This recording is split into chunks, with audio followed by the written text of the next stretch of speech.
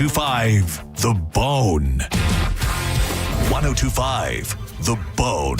Real Raw Radio. WHPT, Sarasota, Tampa, St. Pete. Live from the WeatherTight Windows studio. Now let's start. Feel the excitement. Now, without further ado, Drew Garabo live on 1025 The Bone. My name is Drew. Pronounced with the O. He's in your face. Drew Garabo. I'll write it and we'll do it long. God forbid anything should happen to you. You want to be prepared.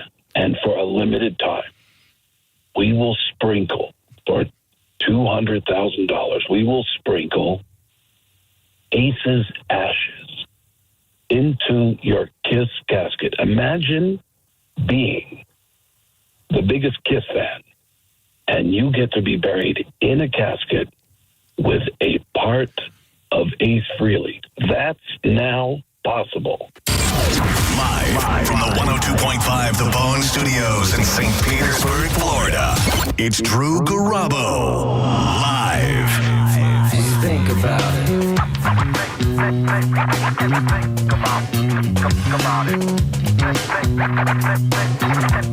Just think about it. Lately I've been skeptical, silent when I would used to speak, distant from all around me, to witness me fail and become weak. Life is overwhelming, heavy is the head that wears the crown. I'd love to be the one to disappoint you when I don't fall down, but you don't understand when I'm attempting to. I thought of this song when I saw that the bassist for Limp Bizkit, Sam Rivers, had passed, because I don't know that the bass part of Limp Bizkit songs got the shine that they deserve, but in addition to Wes Borland's guitar playing,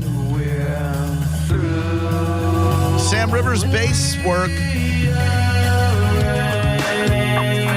really made Limp Bizkit's sound stand out. I also found out that there was quite a beef between one of my favorite bands, 9 Inch Nails, and Limp Bizkit. So much so that they kind of traded diss tracks. Oh? Yeah, I didn't know that.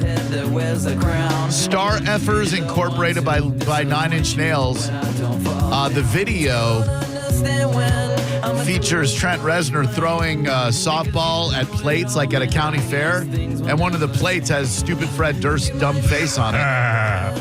And then I can't play the song because it is very obscene, but the song Hot Dog on Limp Bizkit's album Hot Dog and the Starfish Flavored Water or whatever. Chocolate flavored. Whatever. How about this lyric right here?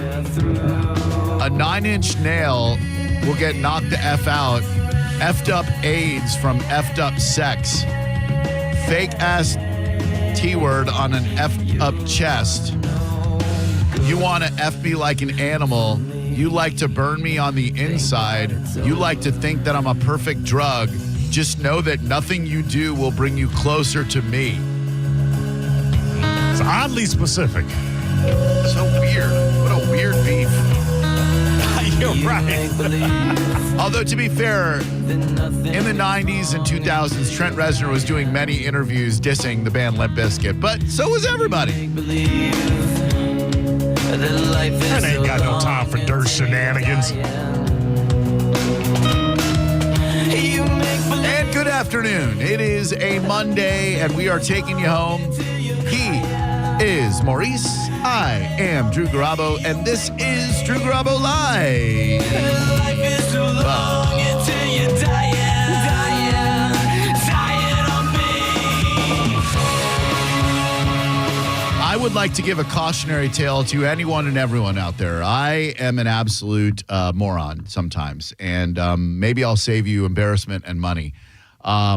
We had just a great weekend. Very, very family-oriented weekend. I went out to Lakeland on Saturday and spent some time with my beautiful girlfriend and her family. We were painting pumpkins with her grandson and her extended family. carving and painting, and it was just awesome. Went to Twin Peaks in Lakeland, because last week when we spoke with the mayoral hopeful candidate, Caitlin, she mentioned that she likes to go, even though she works at Hooters, she mentions that she likes the Twin Peaks in Lakeland. Right. And so that, I didn't know there was one there, and I like Twin Peaks a lot. And so we went to the one in Lakeland to watch the Lightning game, another crushing loss. And shout out to a very nice listener named Tony there. And went with her son and her son's wife and Sarah's grandson. Had an awesome time. And then the next night, which would be last night, we took Sarah's daughter, who turned 14, to Charlie's Steakhouse. She wanted a special steak dinner. And look, we're very fortunate in Tampa Bay. We have several steakhouses that are great for special occasions. Just off the top of my head, you got Burns, Ocean Prime, you've got Charlie's, and Eddie V's. Eddie V's is a great one. There are many places you can go to get a really good steak for a celebratory dinner. Charlie's is a phenomenal one. And so made a reservation for 7 of us. They put us in this back room, which was just awesome because Noah is 2 years old, and a 2-year-old at a very nice steakhouse can be, as you know, Maurice, a very dicey proposition. Yes, correct. So I'll say this. Magnificent experience. The cuts of meat were great. Service was awesome. This is 100% on me. And maybe it'll help one of you out there in a similar situation. So I've learned that when something says MP or market price, you're a fool if you order it without asking what that market price might be. If you see stone crab claws, lobster, surf and turf, anything, if it says MP and you don't ask what that market price is, whatever happens is on you.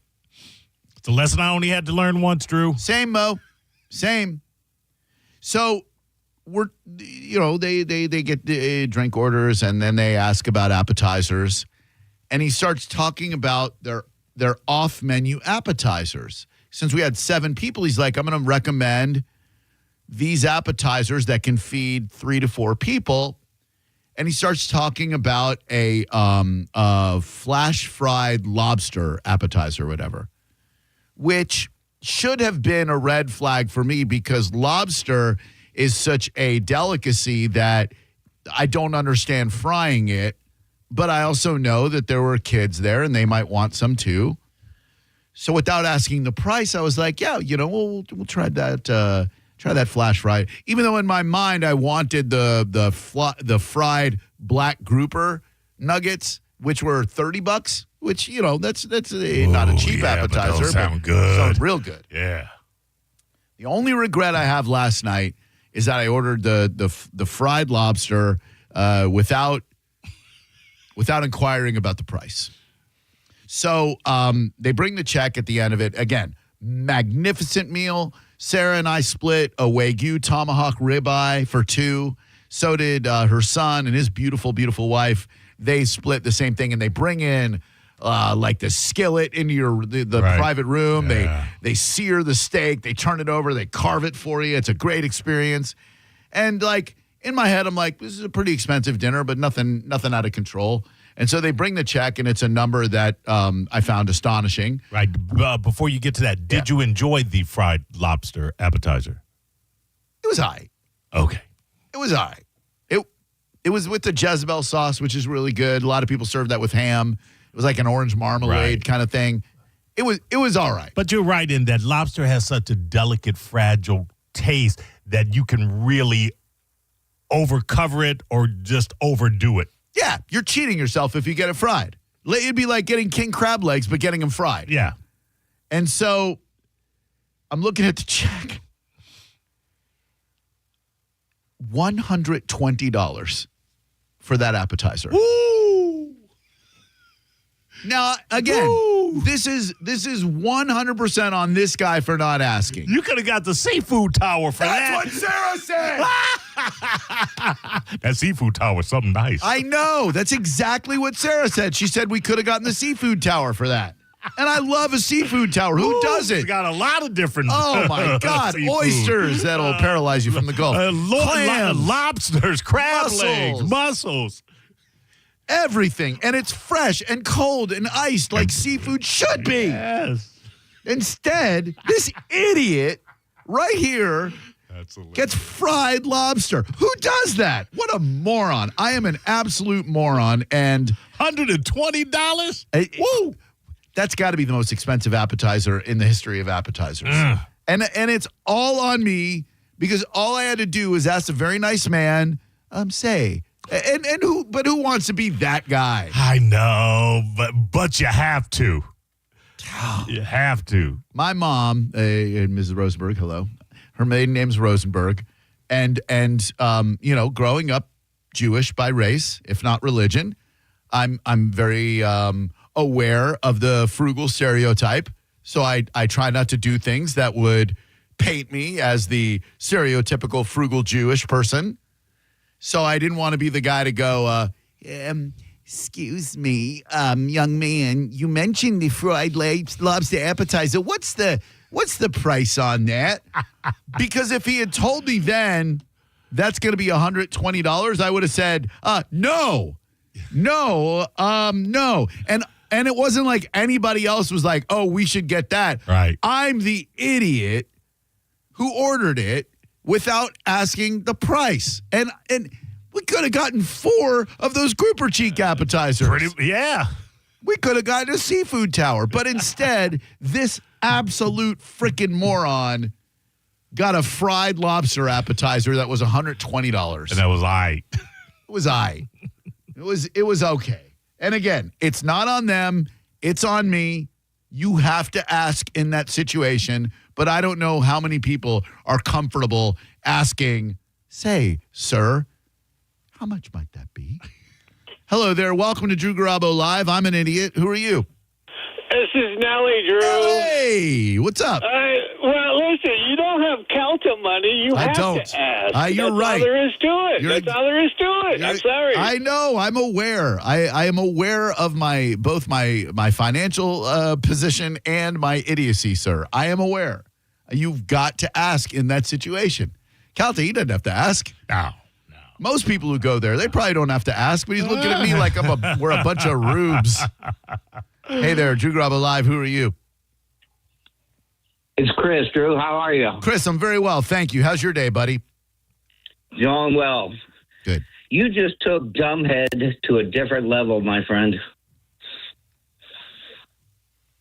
Okay. You're saying nothing that I haven't said already. I don't, you're like, what did you call? Just a pile on? Yeah. Why? What's going on in your day? I bared my soul already. I've already said I am an idiot for doing that. What's your point in calling? Well, you spent another $6 on interest on that credit card between now and then, which makes you more of a dumbhead. You think I put something like that on a credit card rather than just paying for it outright? You're an idiot. No cash was at that table. How do you know no cash was at that table? How do you know I didn't pay in cash, dumbass? You know it right, Drew. No, you're not. Hey, I use my debit card. yeah, It what do just you- comes right out of my bank, my Yeah. Achieva Credit Union account, you moron. What do you think a debit card your is? grandfather would have yanked that parking meter out and beat you with it at the table. Does this guy F know you? yourself, loser. We had a wonderful dinner, and Julia had a magnificent time, and you really can't put a price tag on family togetherness, although you can put a price tag on fried lobster. Fried lobster. Fried lobster for $120. I think you need to go back to the fact that you got the lobster fried anyway. I get what you're saying, kids. I'm not trying to feed kids lobster, man. They'd have some cheese sticks. Kids didn't get any of that. I boxed him out. Question from Taco Tommy in the YouTube chat where you can go and chat with other people and chat about stuff. He said, how expensive were the entree items? I would say pretty expensive. It's Charlie's. I mean, Yeah.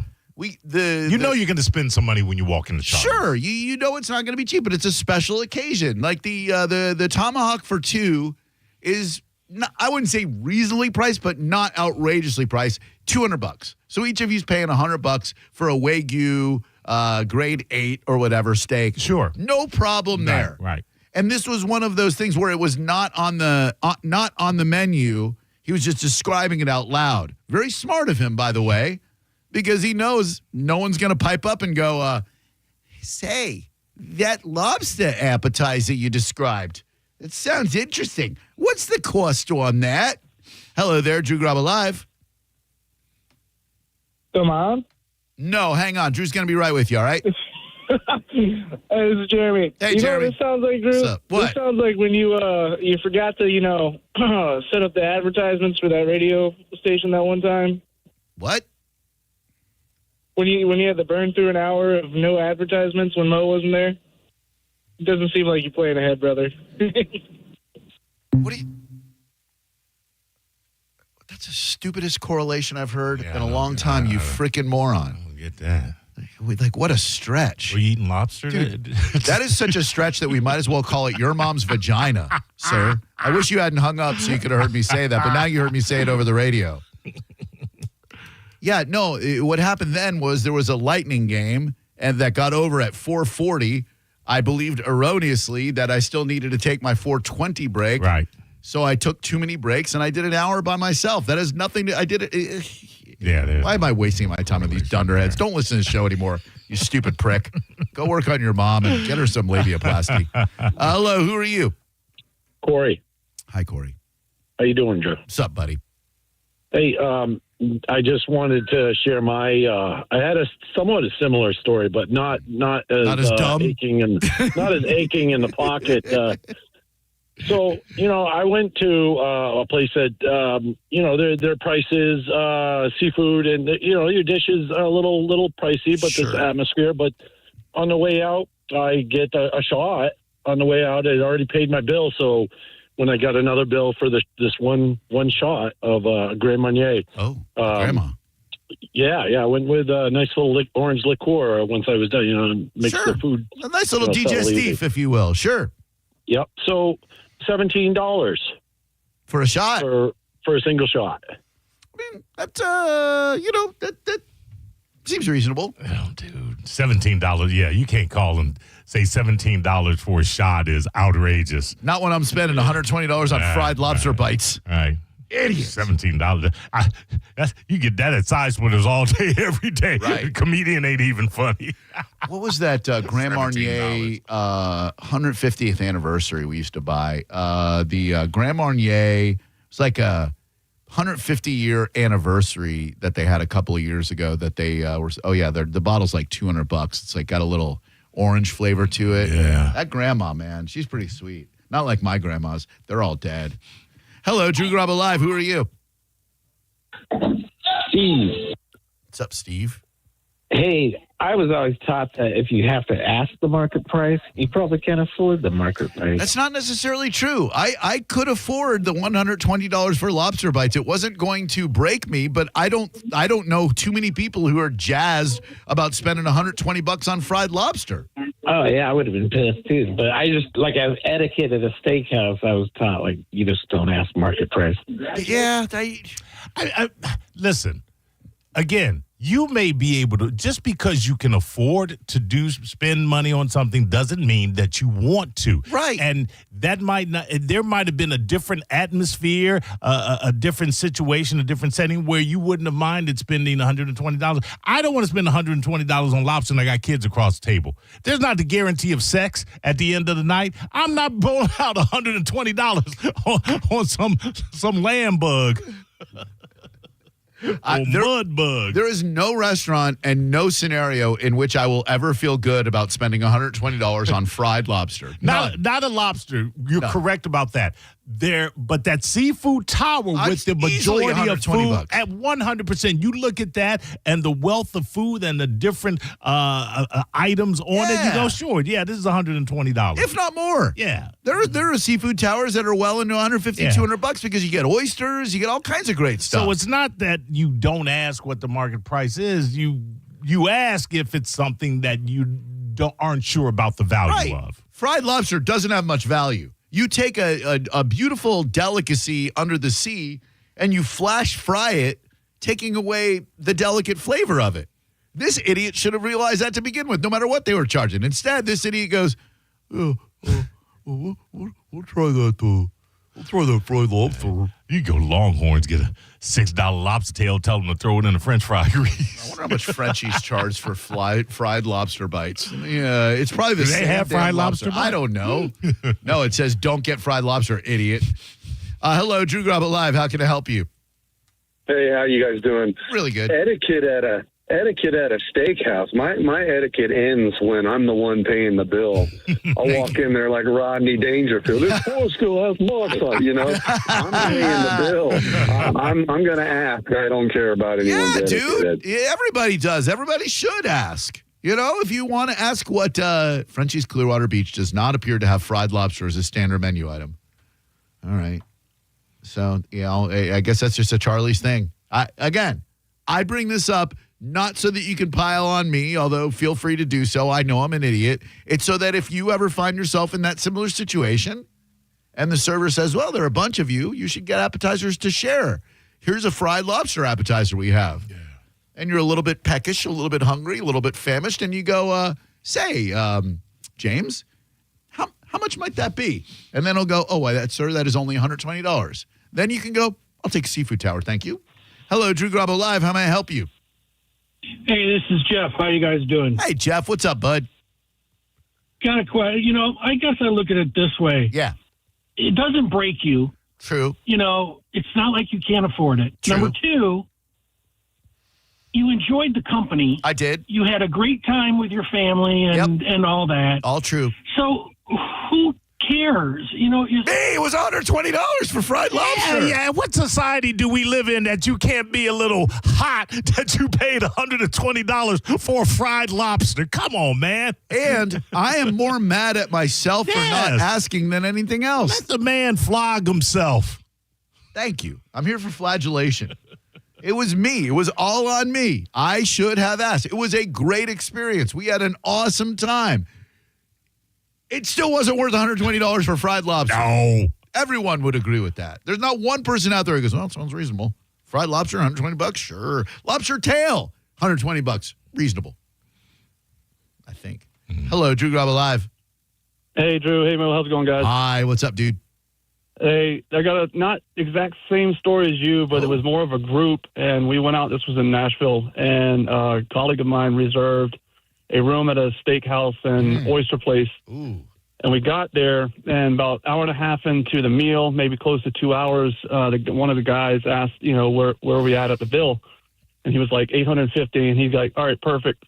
And he goes, we'll settle up. And the guy, the waiter goes, sir, the room reservation is a $1,200 minimum. Ooh. So what we had to do, two lobster tails, right? The person that booked it didn't ask that question. So it's the same thing, in you relation to. So we had to sit there and order like Magellan 24-year shots and T-shirts and hats at this steakhouse until we hit them. Dude, so you walk out of there with sweatpants like, Bill's Steakhouse rules.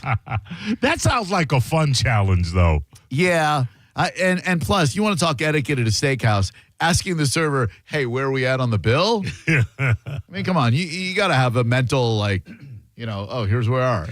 And I didn't know what the bill was going to be. I tend to think like the other guy. If you're paying, you get, as long as you do it politely, I don't know that there's anything out of bounds.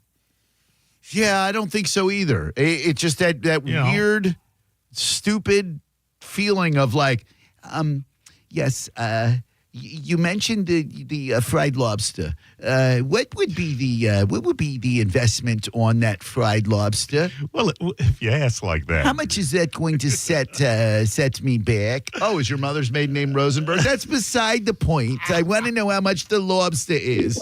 Hello, Drew Garabo Live. Yeah, I just need to know how many bites there were in that lobster appetizer. Phenomenal question. Finally, we get a really good call on this. It's been bothering me. Yeah, no, I'm glad you asked. I would say there were between 15 and 20. Oh, between 15 and 20 little fried nuggets of lobster. So yes, it fed 3 or 4 of us before the meal came. It was not unsavory, except the price. 800-771-1025. Great experience though. Great, phenomenal. Charlie's is great. Traditional steakhouse, love it. The cuts of meat are amazing. Hello, Drew Garabo Live. Hi, this is CJ calling from Plant City. How are you? Hello, CJ. How's Plant City treating you, dear? Oh, gosh. I love Plant City, except the growth is just, you all know. And if you have any listeners that are out here. So the reason I'm calling, I'm sorry, it's not about what happened at your restaurant, but I thought I'd offer a PSA real quick. Oh, I love a PSA. Okay, well, there's about 5 traffic crashes on I-4 at this time between between Tampa, actually, around I-75 and Plant City.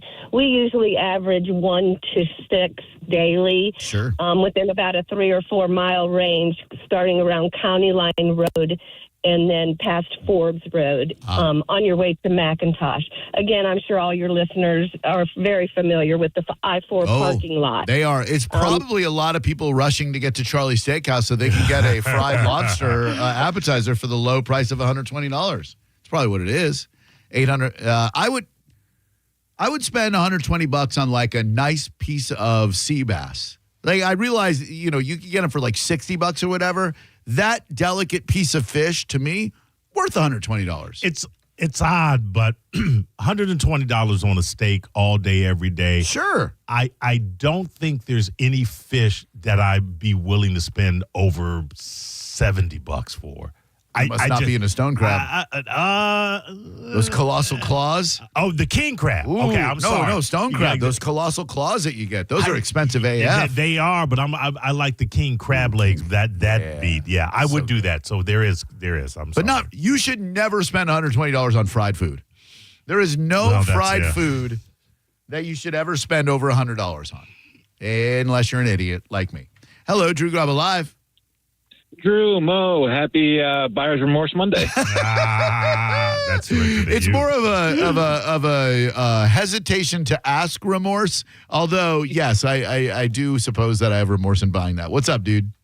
When the swing of price is $90, there is no way that you can possibly feel any sort of way about asking the price. Yeah. $90 difference is a lot of money. You can feed a family of 4 for $90 in a regular restaurant. That is true. That appetizer price, I could have gone out and found a homeless family and fed all of them. 800-771-1025. If you're just joining us, I had an amazing special dinner for Sarah's beautiful daughter, Jewel Bro, at Charlie's last night. Phenomenal service. Everything was just great. And it was my own idiocy in not speaking up and just asking, hello, how much is that fried? Just never be afraid to ask how much something is. You're paying for it. How old is her daughter? 14. Why? It's your business. Why such a high-end place when you're taking people of that age that probably can't fully appreciate what's being put in front of them and might have the same, if not better, experience at Longhorns? Well, she knows good meals, right. and she wanted a fancy steakhouse dinner, right, and I took her and Sarah to Charlie's for Sarah's birthday like 3 or 4 years ago. Okay, so there was some. Yeah, I got it. So they really liked it. That it was makes really sense. really great. Yeah. Got to bring her son and her grandson and Alana and everybody. It was awesome. But it was a very special occasion. Very nice. And the only regret is that goddamn appetizer. Hello, Drew Garabo Live. Hello? Hi. Hi, how are you? Oh, very well, thank you. What can I do for you? I have been trying to call for months. I'm happy to have an opportunity. Man, me too. I'm delighted. What's going on? Well, I would just like to offer a little perspective. I'm a chef, so I just wanted to offer a little perspective on the $120 sea spider that you bought. Sea spider. Fried sea spider. Fried, you're absolutely right. So just as a chef, just slow cook. Buy one on your own and throw a little butter on it. Cook it nice and slow, and it'll be better than Charlie's could ever do. Yeah, no, thank you. I appreciate that. I'm aware. I'm not out there pricing lobster. I'm not out there looking for a lobster bargain. I just I don't know. I panicked in that moment of like what appetizer to get. I panicked. I didn't ask the right questions. I didn't ask any questions. She just said, "Hey, that fried lobster appetizer. Say, my man, how much might that be?" But I didn't want everybody at the table being like, "Oh, look at Mr. Frankie Frugal over there looking for a bargain." By the way, I have this coupon. Hello, Drew Garabo Live. Hey, Drew, I don't want to make you feel any worse, but 120 times 7% gets another $10, and then you got to tip it up, so that lobster costs you about 150. You don't want to make me feel any worse. You're not wrong. He is, and the grat was automatically added because of the party size. So I'm sure that didn't have anything to do with the fact that he withheld the price from me. Drew Garabo Live, hello. I started a GoFundMe, just so you know. I got the money, but I don't feel good about it. Hello. Hey, I wanted to give my advice on Charlie's Steakhouse as well. Right. Yeah, great food. Yeah, my wife ordered a fried fish. We didn't ask the price either because we're like, we've had fried fish before. It can't be too expensive. Yeah. And they brought us the fish, but it was all burnt because we couldn't tell because they had the sauce over it. So we didn't even enjoy it. Watch the language, sir. And I don't think they have fried fish on the menu at Charlie's, but thank you. They do. 800-771-1025. Appreciate your call. Good afternoon. Hey, Drew, how you doing? I go to Charlie's all the time, and I'm familiar with that lobster appetizer, and it's a 24-ounce lobster tail from Australia, and I believe they give you the option of getting it fried or butter poached, so you could have chose the preparation on that one. I was not informed on the appetizer. No, butter poach sounds delicious. On the appetizer, which you could also have it as an entree, so you could opt to either have it as an appetizer to share, or you can put it in the middle of the table, or you can have it as your entree, and you can get it butter poached, succulent and juicy, or fried, crispy, golden brown, and it's delicious. And there's a lot of lobster on that thing. It's 24 ounces. My man, you just made me feel, I feel like I got a bargain now. No, you didn't. I only paid $120 for a huge Australian lobster tail, deliciously fried. Damn, I'm going back tonight, and I'm ordering 3 of those bitches. No, but I will say this. He is right. You tell me, Mo, I paid $120 for a butter bruised 24-ounce lobster. I go, sounds good to me. Hell yeah. I'm getting more tonight. You can get the taster sampler for only $190, which includes a fried lobster tail, Point Judith fried calamari, tuna sashimi, and bacon-wrapped diver scallops for just $190. What a bargain. I'm going back tonight with some strangers. When we come back, we did go to the movies on Friday night. And society in 2025 is so much different than society when we were growing up. If you see someone actively texting in a darkened movie theater, do you say something? What do you think I did? You'll find out next. You're listening to Drew Garabo Live on 102.5 The Bone. You're listening to Drew Garabo Live on 102.5 The Bone. Let's see. Turkey, stuffing, mashed potatoes, pumpkin pie. Check. Power nap. It's all the essentials for Turkey Day. Happy Thanksgiving from 102.5 The Bone. Furman Chevrolet in Brandon is Tampa Bay's #1 Chevy dealer. What makes us #1 at Furman Chevy Brandon? We say yes. Yes to having Tampa Bay's largest new Chevy inventory. Yes to paying top dollar for your trade. And now during Chevy's Red Tag sales event, we say yes to 0% APR financing on 2026 Chevy Silverado 1500, Equinox, Equinox EV, and Trailblazer for well-qualified buyers. Come see why we're #1. Visit us on Adamo Drive in Brandon or online at FurmanChevy.com. Furman Chevy Brandon. Together, let's drive. The holidays are a great time to head to Pin Chasers. Whether it's blowing off steam from holiday preparations or you've got out-of-town guests that you need to entertain, all area Pin Chasers locations are open and ready for you with different specials every day of the week. Go to pinchasers.net to find out more. Download the helpful Pin Chasers app where you can actually track your scores and play all kinds of fun games. And we will see you at one of 4 area locations this holidays. Pinchasers.net. Let's live more. These deals are making waves during Norwegian Cruise Line's Black Friday sale. Get 50% off all cruises. Plus, enjoy our free at sea package with world-class specialty dining, unlimited premium beverages, and more. All included with your cruise. Visit ncl.com, call your travel advisor, or 1-888-NCL-CRUISE.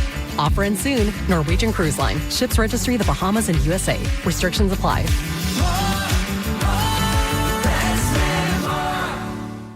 This month at Wesley Chapel Nissan, we salute the journey in honor of those who serve. Get up to $10,000 off new Nissans, or get 0% financing for up to 72 months, and get our lifetime warranty on most vehicles. Plus, pre-qualify online, discover your buying power with no impact on your credit. Visit your hometown Nissan store in Wesley Chapel. Under new management, Wesley Chapel Nissan, the big Nissan store on State Road 54. For complete details, call 813-540-4062. Now, back to Real Raw Radio, sponsored by Anajar and Levine, accident attorneys. Call 1-800-747-FREE. That's 1-800-747-3733. Now, back to Drew Garabo Live. My name is Drew. Pronounced with the O. It's in your face with Drew Garabo. I'll write it and we'll do it live.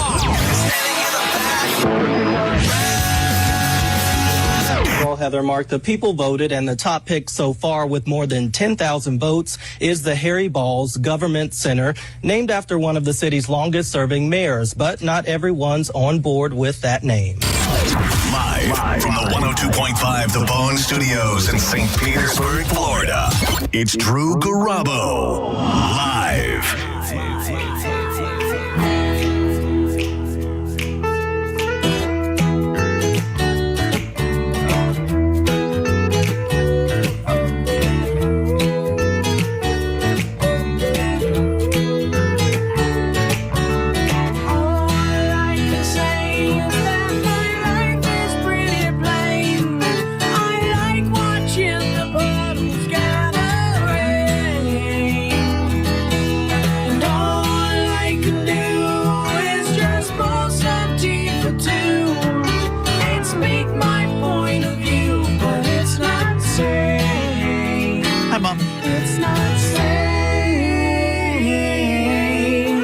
Afternoon and welcome to Drew Garabo Live. My homie over there is Maurice. Hey, hey, hey. My name is Drew, and we are here to get you home this afternoon. We're all just here to walk each other home. Jump into the Bone YouTube chat. You'll find it at 1025 The Bones channel. Drew Garabo Show, currently broadcasting live. Jump on in the chat. You'll know immediately who to block for your enjoyment. 99% cool people in there. The 1% dildos, they can ruin it for you. I recommend as soon as somebody says something that you find unsavory, irritable, offensive, irksome, whatever, boop, block them. They're gone from your life for freaking ever. I was thinking about Shannon Hoon because he died today. I mean, not today, but 30 years ago today. 28 years old, so he escaped the 27 club, but barely. He might be trying to find the right way to quantify and word this. When you look at dead rock stars, and there are so many of them who died before they reached senior citizenry, right? Shannon Hoon may very well be the most tragic in that his career barely got started. I'm gonna always have Bradley Noel from Sublime in his own category because Sublime had just signed to a major label Their debut album was just starting to percolate. They were out on the road, and Bradley relapsed. He had a brand new baby who now Jacob is fronting Sublime, full circle. But he had a new baby boy, hit the road, and succumbed to temptation, which a lot of guys do. The most fascinating conversation I had about that was with John Senning when we were talking to Jared, Dirty J, if you will, of the Dirty Heads. They will be playing this Sunday, by the way, at England Brothers Park in beautiful Pinellas Park. Bring shade because they don't have any there. Don't throw any, though.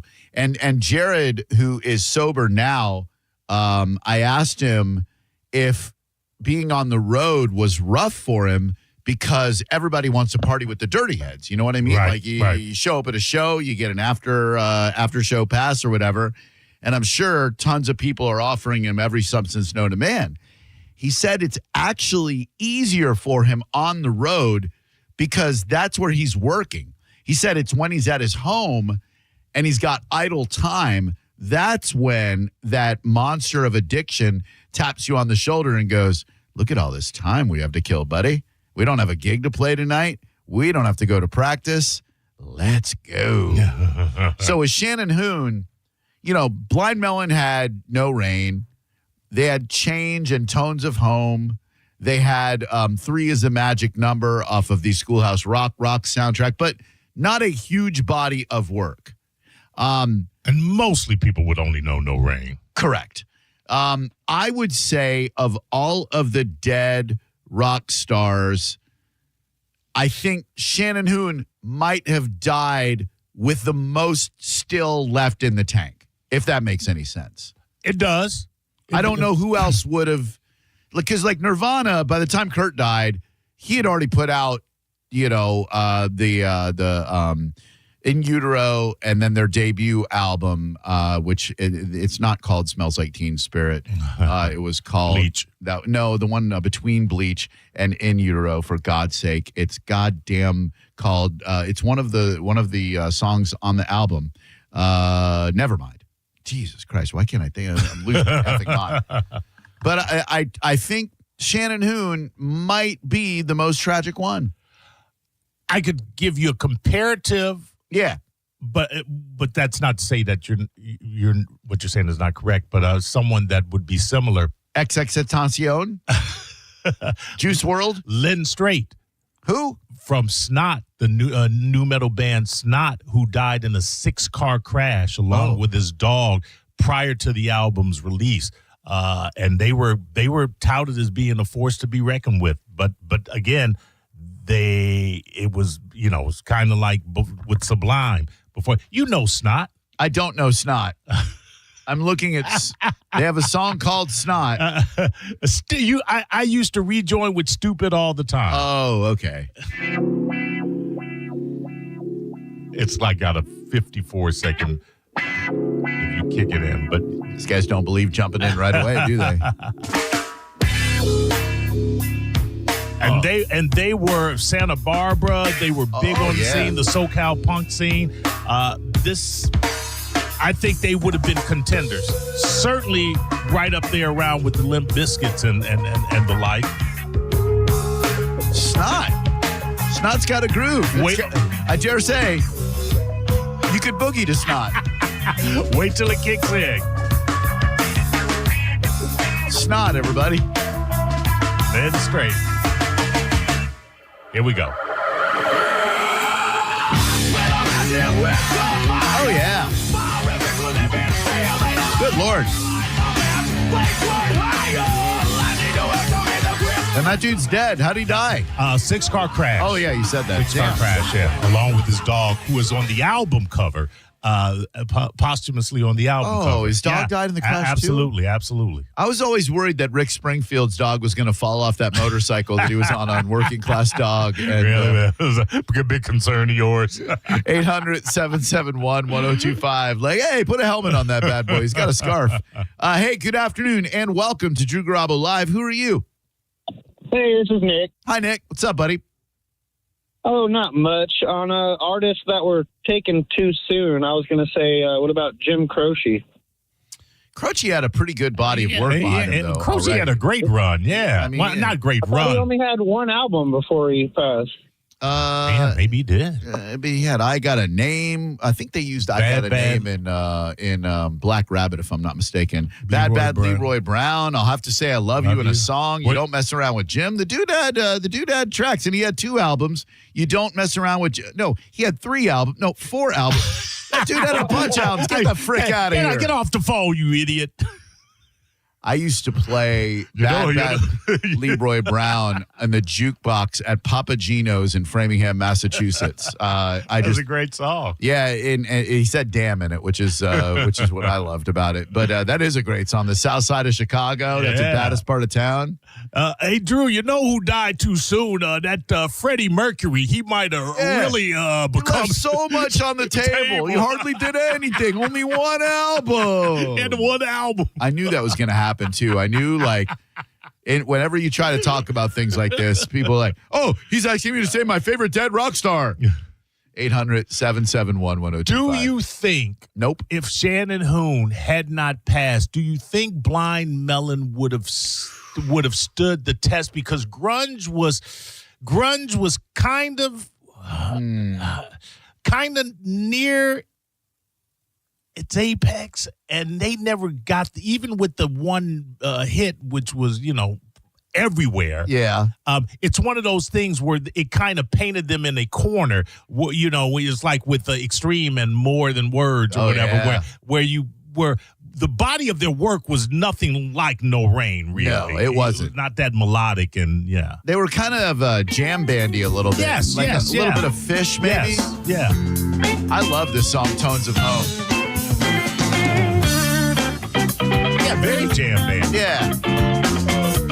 And he was friends with Axl Rose and Kurt Cobain. He was homies with all those guys. One of the best things I know about him, or one of the best vocal representations, is him on Don't Cry, Guns N' Roses' Don't Cry. Oh, yeah.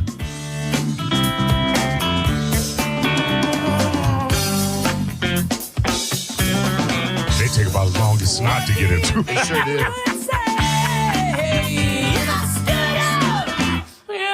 Great voice.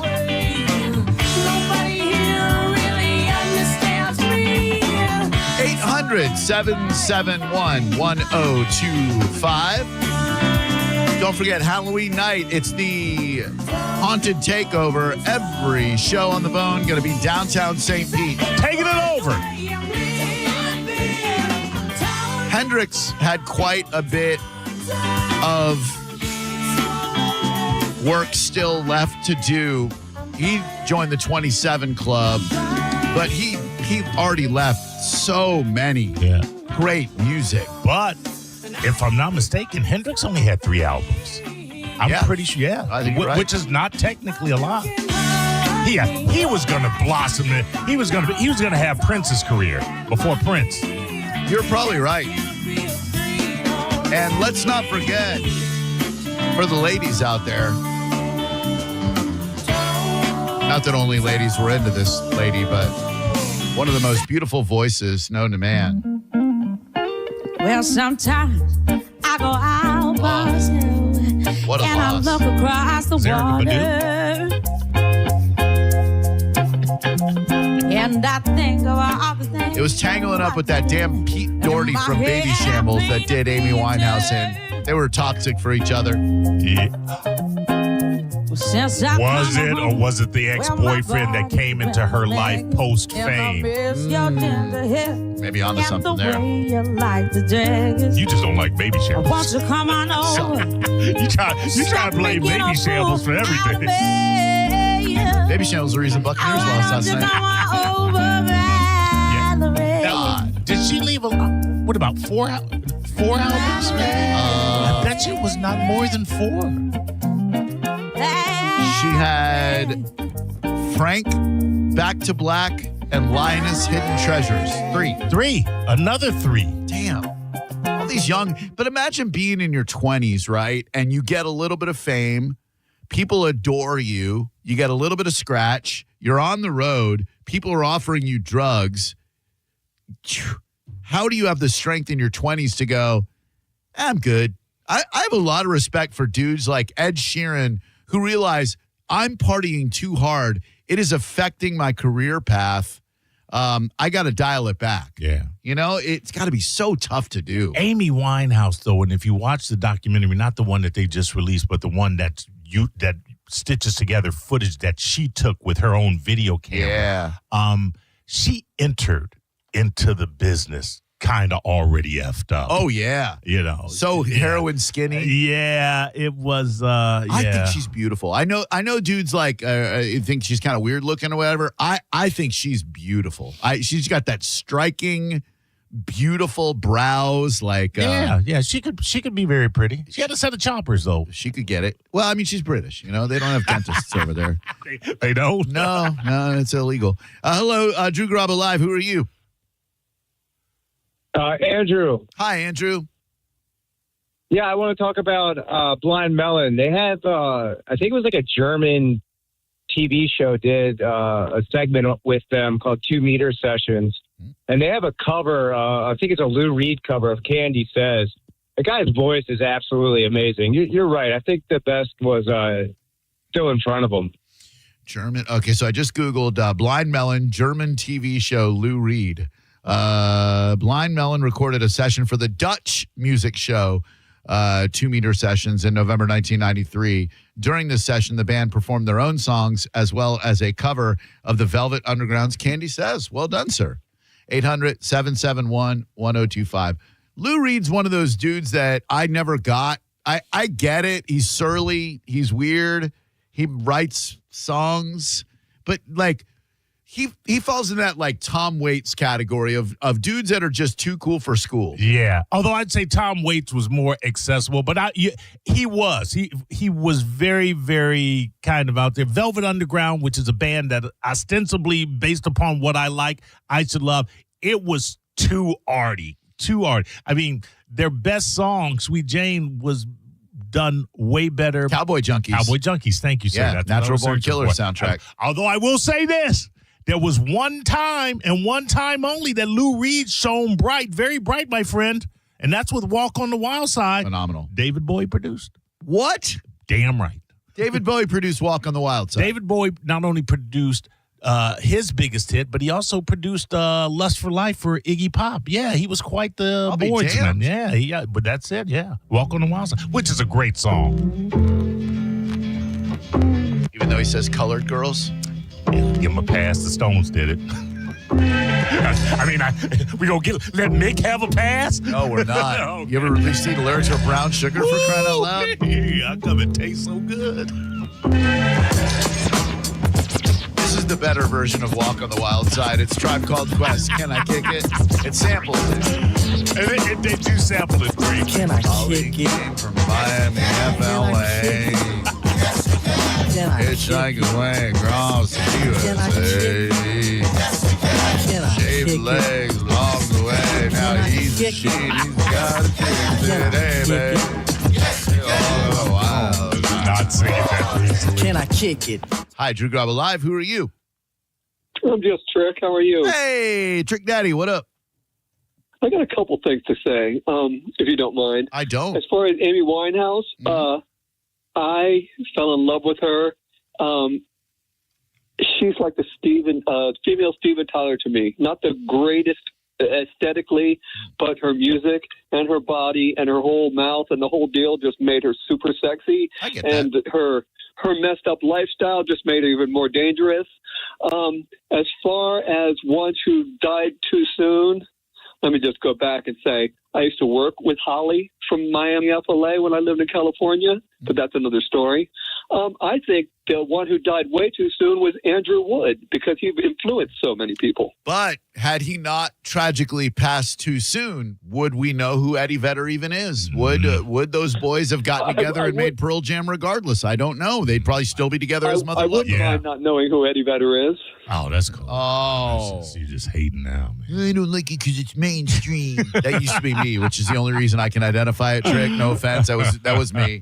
Everybody loves Eddie Vedder. I hate Eddie Vedder. I don't know. Like, Vetter probably would have found his way to a band. Yeah, he's too talented. He absolutely. But would it have been Pearl Jam? Would it have been Ament and Gossard? The time. I mean, you have to look at it this way. You know what? I'm not going to say that the boys needed him because they were on a good trajectory. Yeah. Mother Love Bone would still be probably making music, you know? And it was that album was fantastic. Oh, man. it's Fantastic. awesome. They were great. Yeah. 800-771-1025. What, drug abuse, drug overdose too? Yeah. How is Courtney Love still alive, by the way? How is she, of all rock stars to perish, how did that skank avoid overdosing, DUI? Like, it's amazing. Fame is the great killer of talent, and she didn't hold on to fame long enough. By the time she got fame, people were already tired of her. She was on trial in the city of Orlando around 95. I think she punched out a fan or a photographer or something. So she had to appear at the Orange County Courthouse, and they sent me down from Real Radio to cover the trial. Even though we weren't a news station, Courtney was married to Kurt, and I think he might have still been alive then. Maybe he had just died. And so I got to sit in the courtroom, and I will say, strikingly beautiful in person. Like, I've never found her attractive at all, but being in that courthouse, sitting about 10 feet away from her, I couldn't help but be sucked in. I'm looking at her just like, oh, wow, no, I get it now. And then she crowd surfed right there in the courtroom. Really weird. I am doll eyes, doll mouth. Okay, she's pretty talented. Hello, Drew Garabo Live. Hey, Drew. It's Brandon. Hi. I just wanted to say I'm a huge fan of Blind Melon. Change is one of my favorite songs. But did you know that Shannon Hoon was related to Axl Rose? Related how? I believe they were cousins.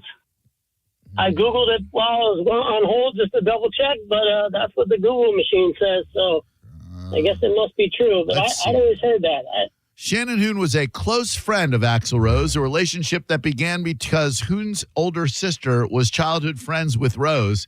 The friendship deepened after Hoon moved to Los Angeles, and Rose featured him on vocals for the Use Your Illusion albums, most notably on the song, like Mo said, Don't Cry.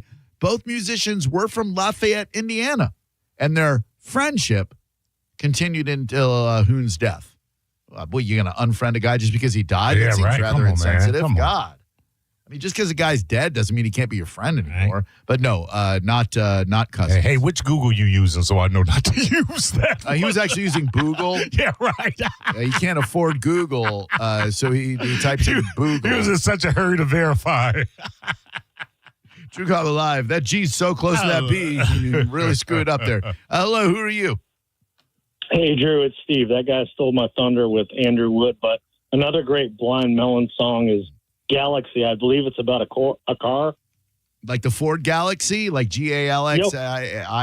Okay, Galaxy, Hello, Goodbye by Blind Melon. Thank you. I don't think I know that particular song. I do know the vehicle, though, and it was a bitchin' ride.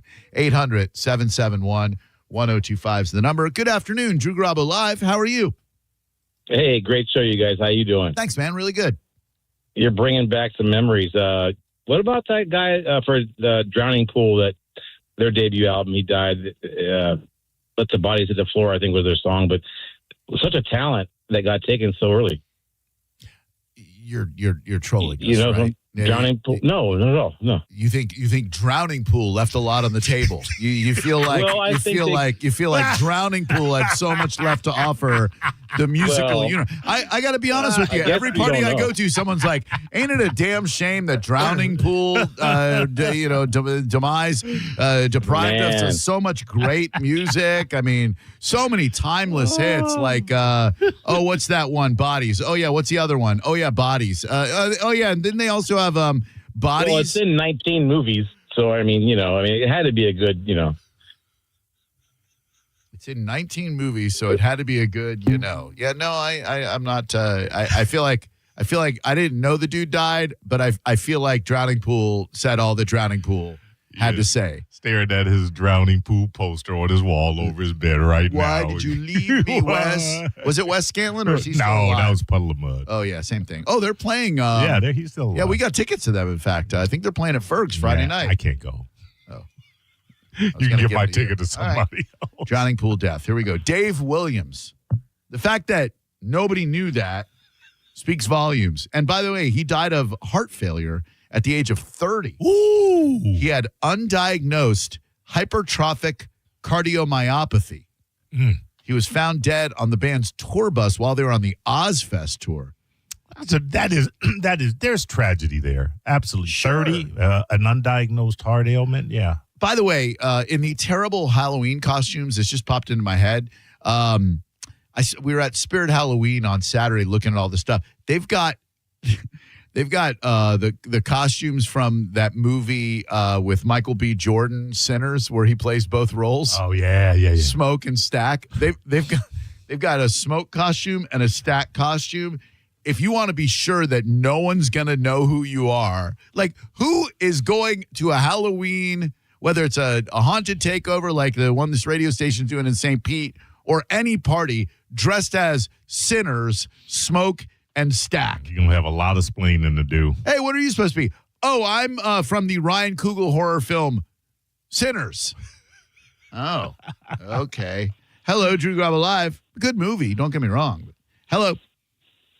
Hey, guys, how you doing today? Very good, thank you. Yourself? Very well.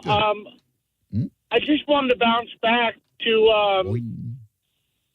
yeah, I'm sorry. No, it's okay. Back I'm to bouncing. Back to the Velvet Underground. You know, you got look at the song Rock and Roll. You know, they had so many more big songs other than Sweet Jane. Lou Reed was a genius. Oh, Sweet Nothing. I mean, the man's in the rock and roll name twice for a reason. All right, go marry Lou Reed. Jesus. Love him so much. He is a talented guy. Yeah. It's just a very, pretentious. Yeah. Like, you're supposed to like him. Like that. Honestly, if I'm being fully honest, I first got into the band Sonic Youth because I felt like you had to. Like I didn't get them at first because they're very, very dissonant. Right. Very discordant. Very like songs that are 9 minutes long that have the last 7 minutes are all feedback. And their first couple of albums, Sister from, I think, 87 maybe, Evol, which is love spelled backwards. I liked them because you were supposed to like them. If you were into the alternative scene, you were supposed to like Sonic Youth. Right. Them, the Pixies, another band. But the Pixies were easy to like. Yeah, Pixies were simple. They had songs. Yeah. Sonic Youth did not necessarily have songs. They had just a bunch of discord. Noise. Yeah, but it's brilliant. So brilliant. And the sounds that Thurston Moore created with that guitar and feedback. I remember playing them for people. They're like, well, what kind of music do you like other than hip hop? I'm like, well, this is what I like. And they're like, huh? Weirdo. And I was a weirdo. And guess what? I still am a weirdo, and I love being a weirdo. 10, 20, 30, 40, tell me that you wanna hold me. Tell me that you wanna bore me. Tell me that you... One of the weirdest divorces in the history of rock and roll music was Kim Gordon and Thurston Moore. They'd been together and been in a band, founding members for like 30 years. Everyone treated them like they were indie rock royalty. And then I tell you, you shouldn't ever hold rock stars in a high regard because they will absolutely let you down. And sure enough, Thurston Moore banged a groupie and had an affair with the groupie. And we looking down on that? Mary. Yeah, I thought you were gonna say he was a pedophile. Oh. Yeah, sex with a groupie. Come on, man. Hello there. Who are you? Hey, George Bill, how's it going? Hey, what's up? Hey, I was going to say one of the most underrated ones that may not fit your list, but Michael Hutchence from In Excess, he was lost way too soon. Yeah, way Even too though soon. he They only had 12 albums behind him, Bill. Great call. That's exactly what we're talking about. Come on, man. How tragic that Michael Hutchence passed when he had only put out 12 albums. We could have had 12 more. Oh, my What God. are you talking about? Dude, you're not going to talk to two bigger. You ruined this goddamn topic. Here's Mo and I. We're both Michael Hutchence stans, not just fans, but stans. Do you think for a second that they didn't put out? They had 10 number one hits. What are you talking about, you idiot? God. Come on. What is wrong with you? What prompted you to call this goddamn radio show and go, oh, I know what I bet they didn't think of Michael Hutchence. Oh, In Excess barely put out any songs. Come on, man. I'm sorry. Jesus Christ. I was sad when he died, but but come on, man. I love Michael Hutchence, but they were on the downside of that career. Dude, their last tour, I saw him at the Tupperware Convention Center in Orlando. All right? Never Tear Us Apart. Devil Inside. Beautiful Girl. New Sensation. Everything. What You Need. Listen Like Thieves. Bitter Tears. Disappear. Suicide Blonde. God. The this one time. thing changed. Oh, original. Come on, man. Ruined our topic, Bill. We are having a good ass time. Mm-hmm. You got to throw Michael Hutchence in the mix. And now we're all depressed because we're thinking about freaking dead Michael Hutchence. Dead, hot Michael Hutchence. And he was good looking. God, what a stud. I mean, we could understand if he banged a groupie, right?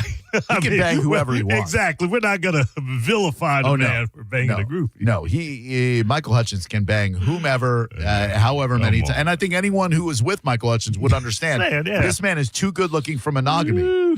I'll never forget, they took the stage at the Orange County Convention Center for the Kick Tour. He was wearing, it's like it was yesterday, and it was 1987, 88. He had a black AC/DC shirt on, sleeveless. Swing. What a stud.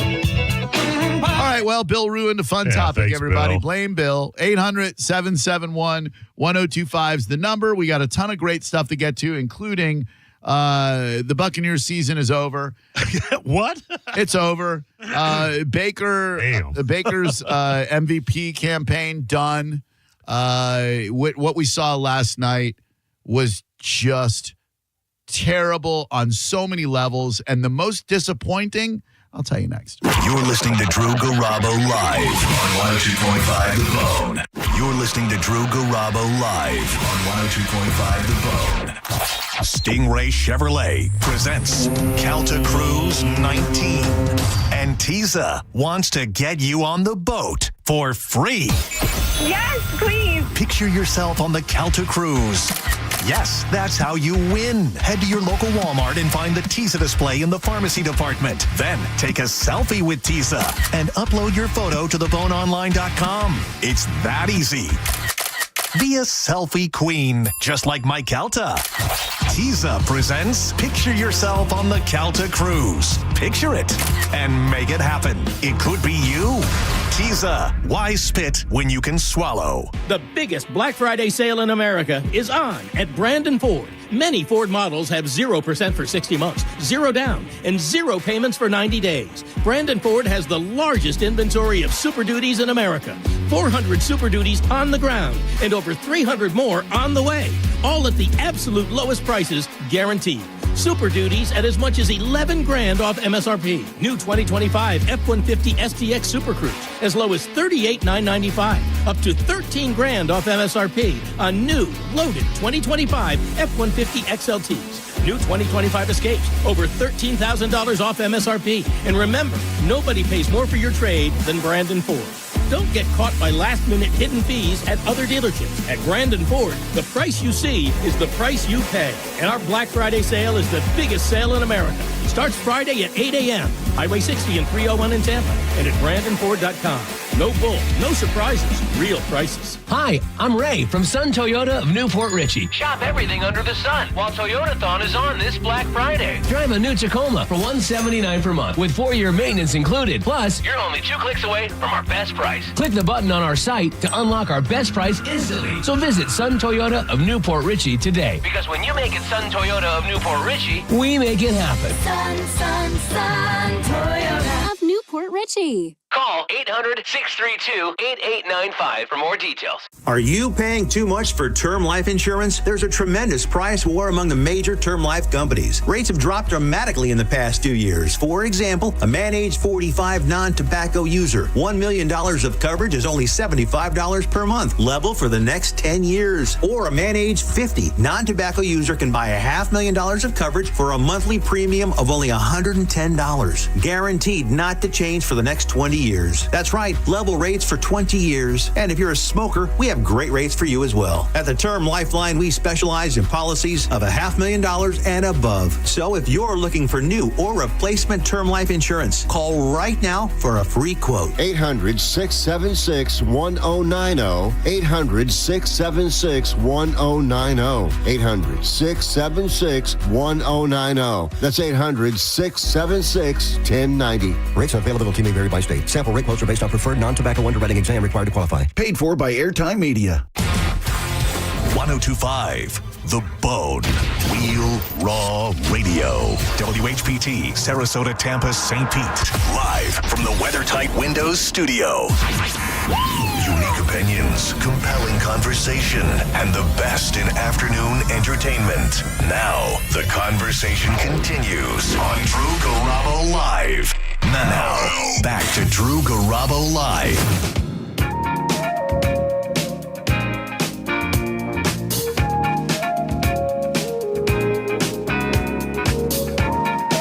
A lot of people would have gone on something off of Thriller or Bad, but I'm taking it way back, Maurice.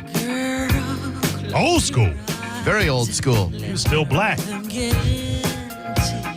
So rude. I'm making a statement, Drew.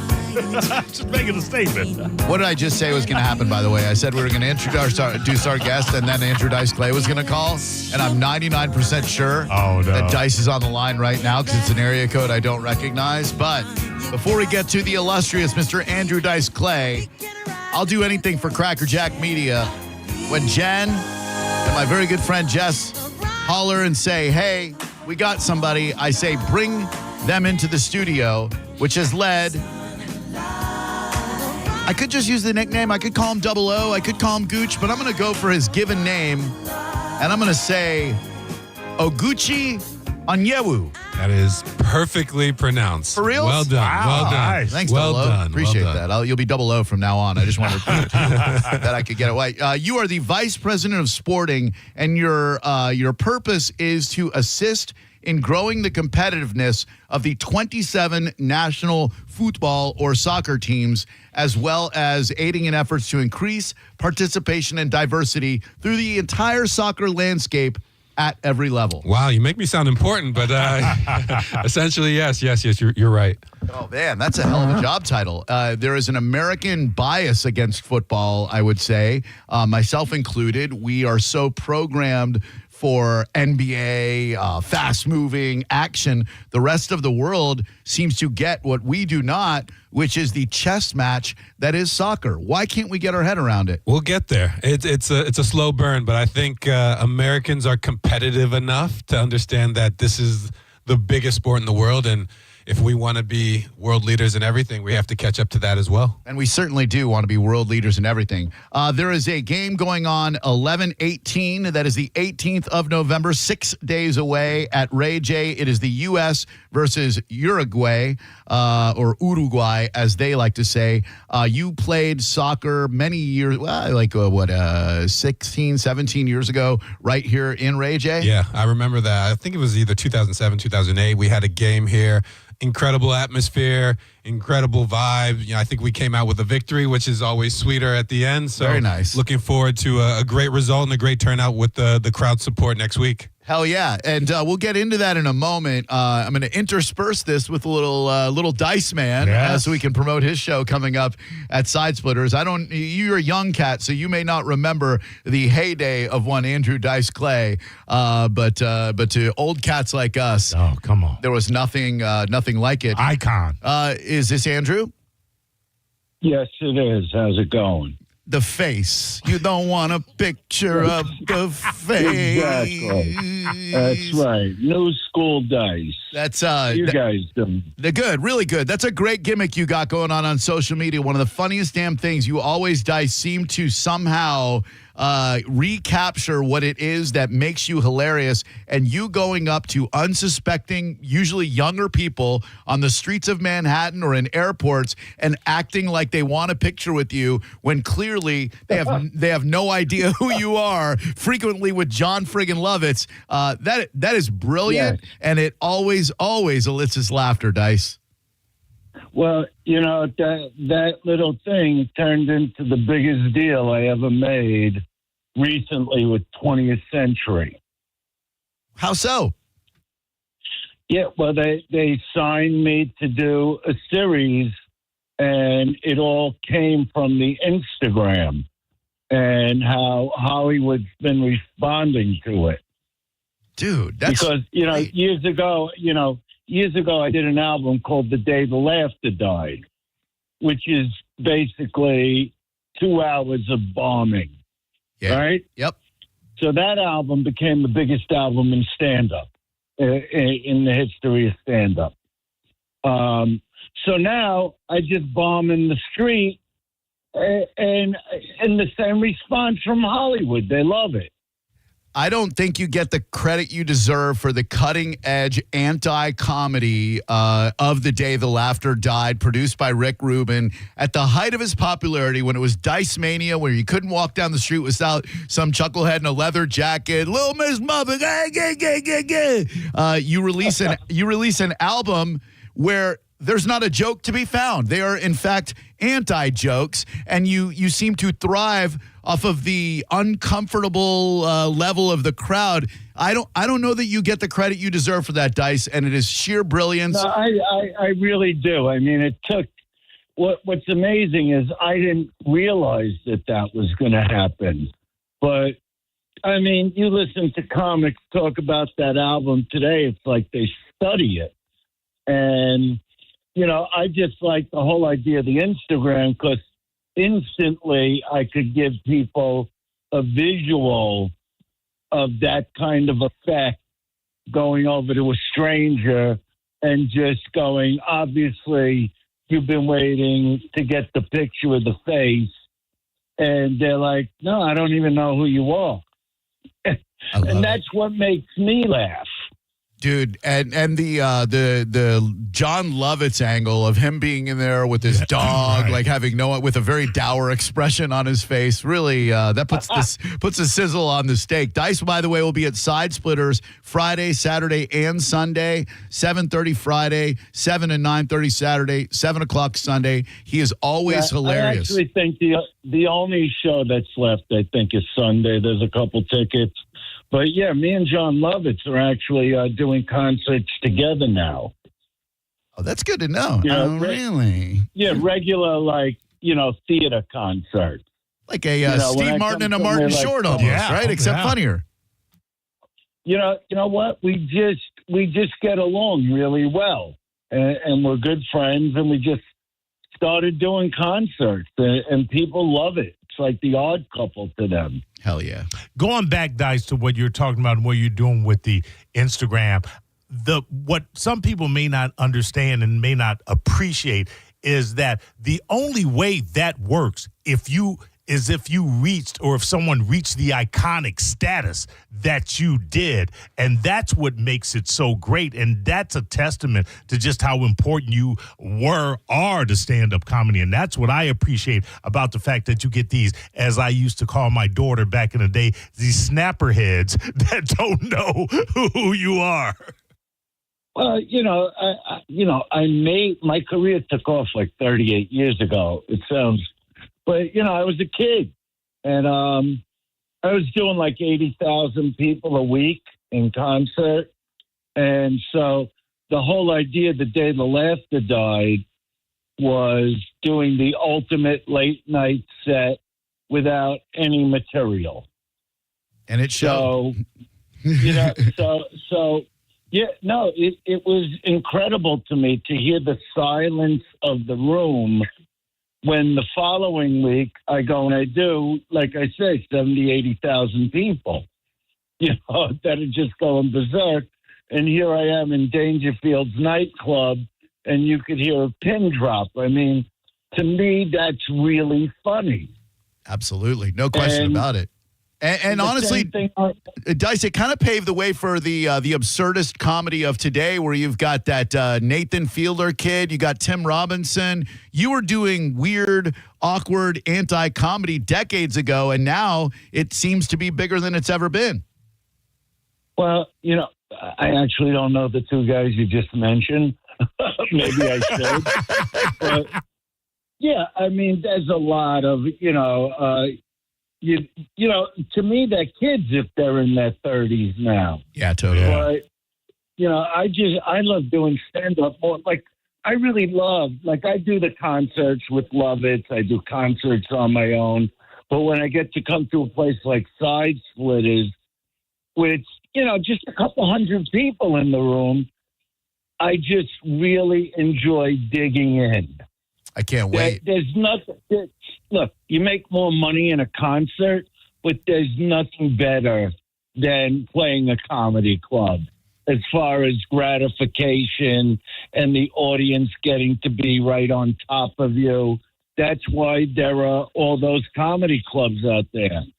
And Side Split is one of the originals. It's over 30 years old. Yeah. Great room. The last time you were in town, we talked to you beforehand, and I gave you the gift of Robo Dice, which was the idea of a robot that had been fitted with Dice Clay's brain. And then you did that on stage. Literally, I was front row. You did it right in front of me and then shouted me out. And I got to say, that is where my life peaked, Andrew. It hasn't gotten any better than that. I'm like, oh, my God, a guy I idolized in my 20s is shouting me out on stage. So thank you for that moment. And I can't wait to see you Saturday night. I just love doing it. I love doing stand-up more now than I ever did before. Yeah. Because you only get better at your craft. 10,000 hours. Yep. And I'll probably have some new stuff for you.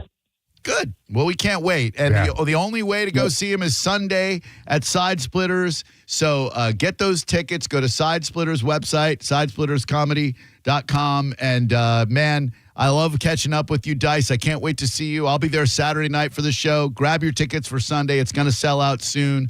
Always appreciate the time, my man. No problem. It's good. I know you guys are busy. I'm going to let you go. I just got to give a shout out to Brian, who owns Side Splitters, to make sure he's got the Side Splitter T-shirts for me that I need. We'll make sure that happens. I told him I got a thing about cotton, and for whatever reason, he gets the shirts from some kind of guy that gets like the smoothest high-end cotton you could get on a merch T-shirt. I live on it. I've heard of interesting items on riders before, but not high cotton count on the shirts. No, he promised. Dice, you're the man. We'll see you this weekend, buddy. I'll see you this weekend. Yes, Take care. You too. See you later. Yeah, talk to you. All right. Sorry about that, Gooch. Thank you very much for hanging in there for a comedian you probably were unaware of in his height of popularity in America, but he was anti-cancel culture before cancel culture was a thing. Is that accurate, Maurice? I think that's 100% accurate. And to give you an idea, he sold out. He was the first comic to sell out Madison Square Garden, and I think he did it 8 nights in a row, something like that. Yeah, phenomenal. Back when stand-up comedy was at its peak, and now it's back. So let's get back to Raymond James Stadium, November the 18th. The United States men's national team, or USMNT, if you will be taking on Uruguay. The crowds will be heavy. The action on sell me on soccer, would you, Gooch? Like I've tried my whole life. What am I missing? Why can't I get it? You're missing the passion, my friend. Okay. Soccer is not just a sport; it's a religion. It's Okay. what people live for, die for. In a lot of instances, and I was just speaking about it earlier, the desperation of the success of it in other countries is what really fuels the motivation to be involved. You know, parents pray their child becomes a soccer player at birth. You know, it's a different culture, and obviously culture and countries are different with different history. And I think that in America, we're creating our own soccer culture here, slowly but surely. And like I said, I really hope within my lifetime, and I believe it will be the case, that this will be the dominant sport in this country eventually. Knowing so much that you know about the sport and about the teams, say I had an app on my phone that allowed me to take a guess at who was going to win. Are you asking him for gambling tips on the Hard Rock app? I'm just asking the man his opinion about the two matchups. Listen, you're always going to, regardless of the opponent, you're always going to have me root for USA every single game. We're going to win, you know, because that's our objective every time. So if this one is on the Hard Rock app, I would take the USA. I would always take the under because when I watch soccer games, it doesn't seem like a lot of goals get scored. No. Which I think that is what you fight when you're trying to sell America on soccer, because we watch hockey and hockey doesn't have a lot of goals, so soccer's pretty much like hockey. If you watch American football, 2 touchdowns are just 2 points, but because you now have 6 points every touchdown, you're more into it. It's the same thing. I'll say this: in American football, there's not a lot of people getting knighted. Like Beckham just did. That's a really good point. That's the passion of it. And to your point, the desperation of it, and that is why soccer is so big throughout the globe, because you could use expensive equipment, sure, but you really just need a ball and something to kick it into. It's a unique platform that like brings everybody together, regardless of who you are, gender, race, geographical background, anything. Anybody can play soccer. Everybody's welcome, and you're all equal on the playing field. So it's one of these mechanisms that really unite a community. Yeah, and the disparity between the passion of every other country except ours and our country, it's like in other countries they are feverish for the soccer. It's not just like they like football. They live for football. Like you said, a religion. And here in America, we freaking idiots are just like, they run around all game. They don't score no goals. Hey, man, better late than never. I think it's going to catch on. And in true American fashion, we like to be the best at everything. We do. And we cannot not be the best eventually. So we're as U.S. Soccer, we're doing everything we can to make this sport as accessible, which means you can access it. Players and kids can play it at every corner of this country, which is almost a continent. I was going to ask that. Are you guys doing anything to kind of build it up in the schools? We reach them when they're younger. 100%. We have different programs. Our new Soccer Forward Foundation is tasked with expanding our outreach and expanding the access of soccer everywhere in the country. Yeah. We know that sometimes access and distance and transportation are barriers to entry, and we're trying to eliminate as many as we can to have as many kids be able to play the game as they want. Love it. Good. Get to Ticketmaster right now. Get your tickets for the 18th U.S. men's national team versus Uruguay. It is presented by New York Life. Tickets are available on Ticketmaster. Great seats at a very reasonable price as well. Snag your tickets. Gooch, you got your work cut out for you, but dang it, you made a couple of converts here. We're ready to love soccer. Listen, I'm expecting both of you guys in the stadium on the 18th. Football! I will not take no for an answer. I'm telling you this right now. I'll be chanting Gooch the entire game, even though you won't be playing. I'll be just chanting Gooch. But thank you very much for being here. Really appreciate it. And thanks to Cracker Jack, as always, for having such a great relationship with us. And when we come back, we'll talk about the list of the 50 best restaurants in Tampa Bay, and we will talk to a chef and restaurant owner who I believe got jobbed, although I do agree with the number one pick. I think there should be a tie for number one. It should be Rooster and the Till, who got number one, and the restaurant of the gentleman we're about to talk to next. You're listening to Drew Garabo live on 102.5 The Bone. You're listening to Drew Garabo live on 102.5 The Bone. Tell us what you think. Head to the 102.5 The Bone app now and leave us an open mic. The Open Mic on the free 102.5 The Bone app is sponsored by 1-800-ASK-GARY. Your brain holds all the pathways to memories, to dreams, the very essence of your human spirit. At Advent Health Brain and Spine Institute, our experts protect those pathways. With state-of-the-art technology and groundbreaking treatments, we care for the most complex neurological conditions. So you can keep moving, keep dreaming, keep being your whole self. Visit thebrainandspineexperts.com. Make sure the Gold and Diamond Source is on your list this Black Friday for the gift card match. Purchase a gift card on Black Friday up to $1,000 and they'll match it, giving you up to $2,000 in spending power. And if you can't come in on Friday, you can still come in on Saturday and Sunday and purchase a gift card up to $500 and they'll match it, giving you up to $1,000 to spend. Make your money go a long way. And this holiday season, make sure you do your holiday shopping at the Gold and Diamond Source. And make sure it's a Gold and Diamond Source diamond. Steve and Julie Weintraub will treat you just like you're a member of their family in a no-pressure shopping environment. No matter what your budget is, you'll find what you're looking for. Shop online anytime at goldanddiamond.com or stop by their showroom at 3800 Ulmerton Road North. It's a love you give only at Gold and Diamond Source. MSC Cruises Black Friday sale is here with the best deal of the year. Cruise from $199. Plus, get up to $1,000 onboard credit and kids sail free. Experience MSC Cruises' signature blend of European style and American comfort, from global flavors to Broadway-style shows and more. Book your next holiday to must-see destinations like the Caribbean, Europe, and beyond. MSC Cruises. Let's holiday. To book, visit msccruises.com or contact your travel advisor. Restrictions apply. Ships registered in Panama and Malta. At Brandon Honda, we have the hottest hybrids in stock and on sale. Hi, I'm Sam Robbie. Right now, get the brand new Accord Hybrid for just $199 per month. Get the award-winning CR-V Hybrid for just $249 per month. Or get the all-new, just released 2025 Civic Hybrid Sport for just $199 per month. With gas mileage as high as 50 miles per gallon, these award-winning hybrids won't last long. Plus, get a real nationwide lifetime warranty, unlimited time, unlimited miles. Get all the facts at BrandonHonda.com. Call 813-448-7710 for more information. The wait is over. Ropa Vieja is back at Pollo Tropical. Tender, juicy, shredded beef slow-cooked in tomato sauce. Top it on a tropi chop or crunchy tostones with sauteed peppers and onions. Or try it in our all-new quesadilla.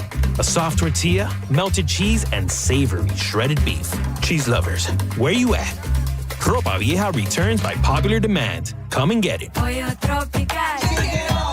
Remember, we're open till midnight. Hours vary by location. Now, back to Real Raw Radio. Sponsored by Anajar and Levine, accident attorneys. Call 1-800-747-FREE. That's 1-800-747-3733. Now, back to Drew Garabo Live. Now, back to Drew Garabo Live. It may not mean nothing to y'all, but understand nothing was done for me, so I don't plan on stopping at all. This might be the greatest all-star rap jam with the largest amount of superstars on one track. Drake, Kanye, Lil Wayne, Eminem.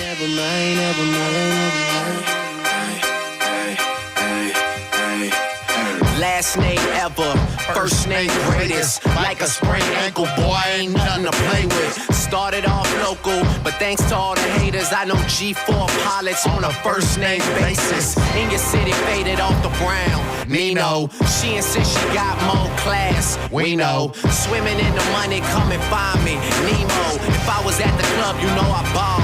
Chemo, dropped a mixtape that sounded like an album.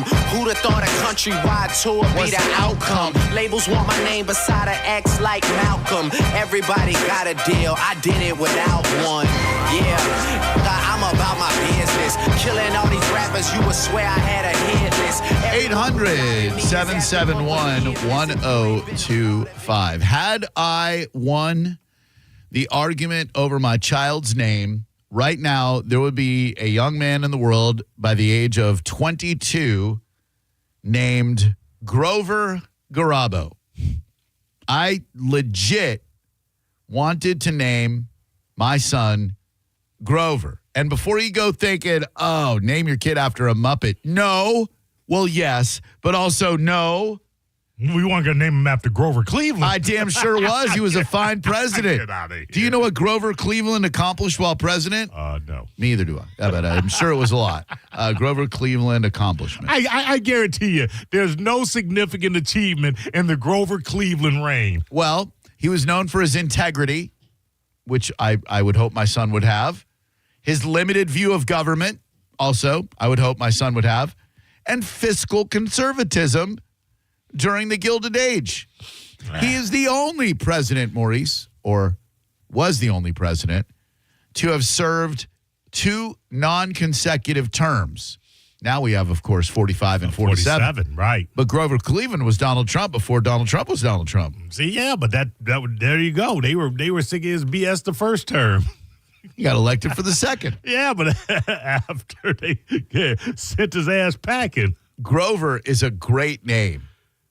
Grover Garabo, the alliteration of it. My God, I cannot believe I lost that battle. Grover Garabo. It's a great name. And while we were trying to come up with a name for that little being, we looked through a baby book, and I kept telling Angie, no, Grover. It's Grover. Grover Garabo. And you were stuck on Grover because of the Muppet? Yeah, he's my favorite Muppet. He was great. He was Super Grover. He was the monster at the end of the book. He was the waiter, would come out of the kitchen. He was the purple one, right? Yeah, Grover. Yeah. He had the big nose and all mouth, big nose. I don't judge him by his race or by his appearance, but yes, he was blue. Grover was kind of like, he wasn't one of the marquee stars, though. What? Grover was kind of like Newman in Seinfeld. No, Grover was like Kramer. Grover was like George. No. Kermit was Jerry, obviously. Ernie was Kramer all day, every day. So your main Muppets, Sesame Street, pre-Muppet Show. Right. Kermit, Bert, Ernie, Miss Piggy. Grover. Miss Piggy wasn't on Sesame Street. Wait, you're going to put Grover before Oscar the Grouch and before Big Bird? Get out of here. You're nuts. Yeah, exactly. Forgot about Oscar the Grouch. I did. He just loved trash. Absolutely. And you think Grover had a bigger street cred than Cookie Monster?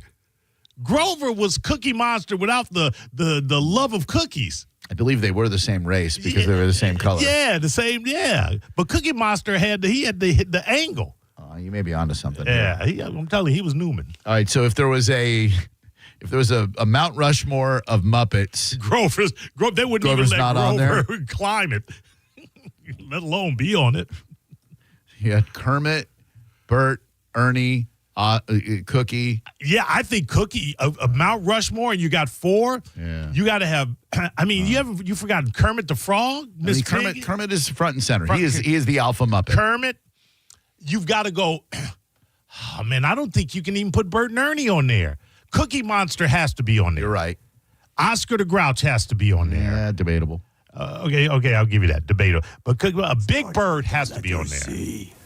Cookie starts with C. Let's think of other things that starts with C. Who cares about other things? C is for cookie. That's good enough for me. Grover had a theme song. I'll tell you somebody else that's got more play than Grover. Who? Count Dracula. His name is the Count. Okay. You knew what I was talking about. Yeah, the Count. I know his noise. And see, that's the thing. Grover was one of the few characters that didn't have an angle. It was just everything. He was everybody. They ran out of everybody. Ooh, get the hell out of here.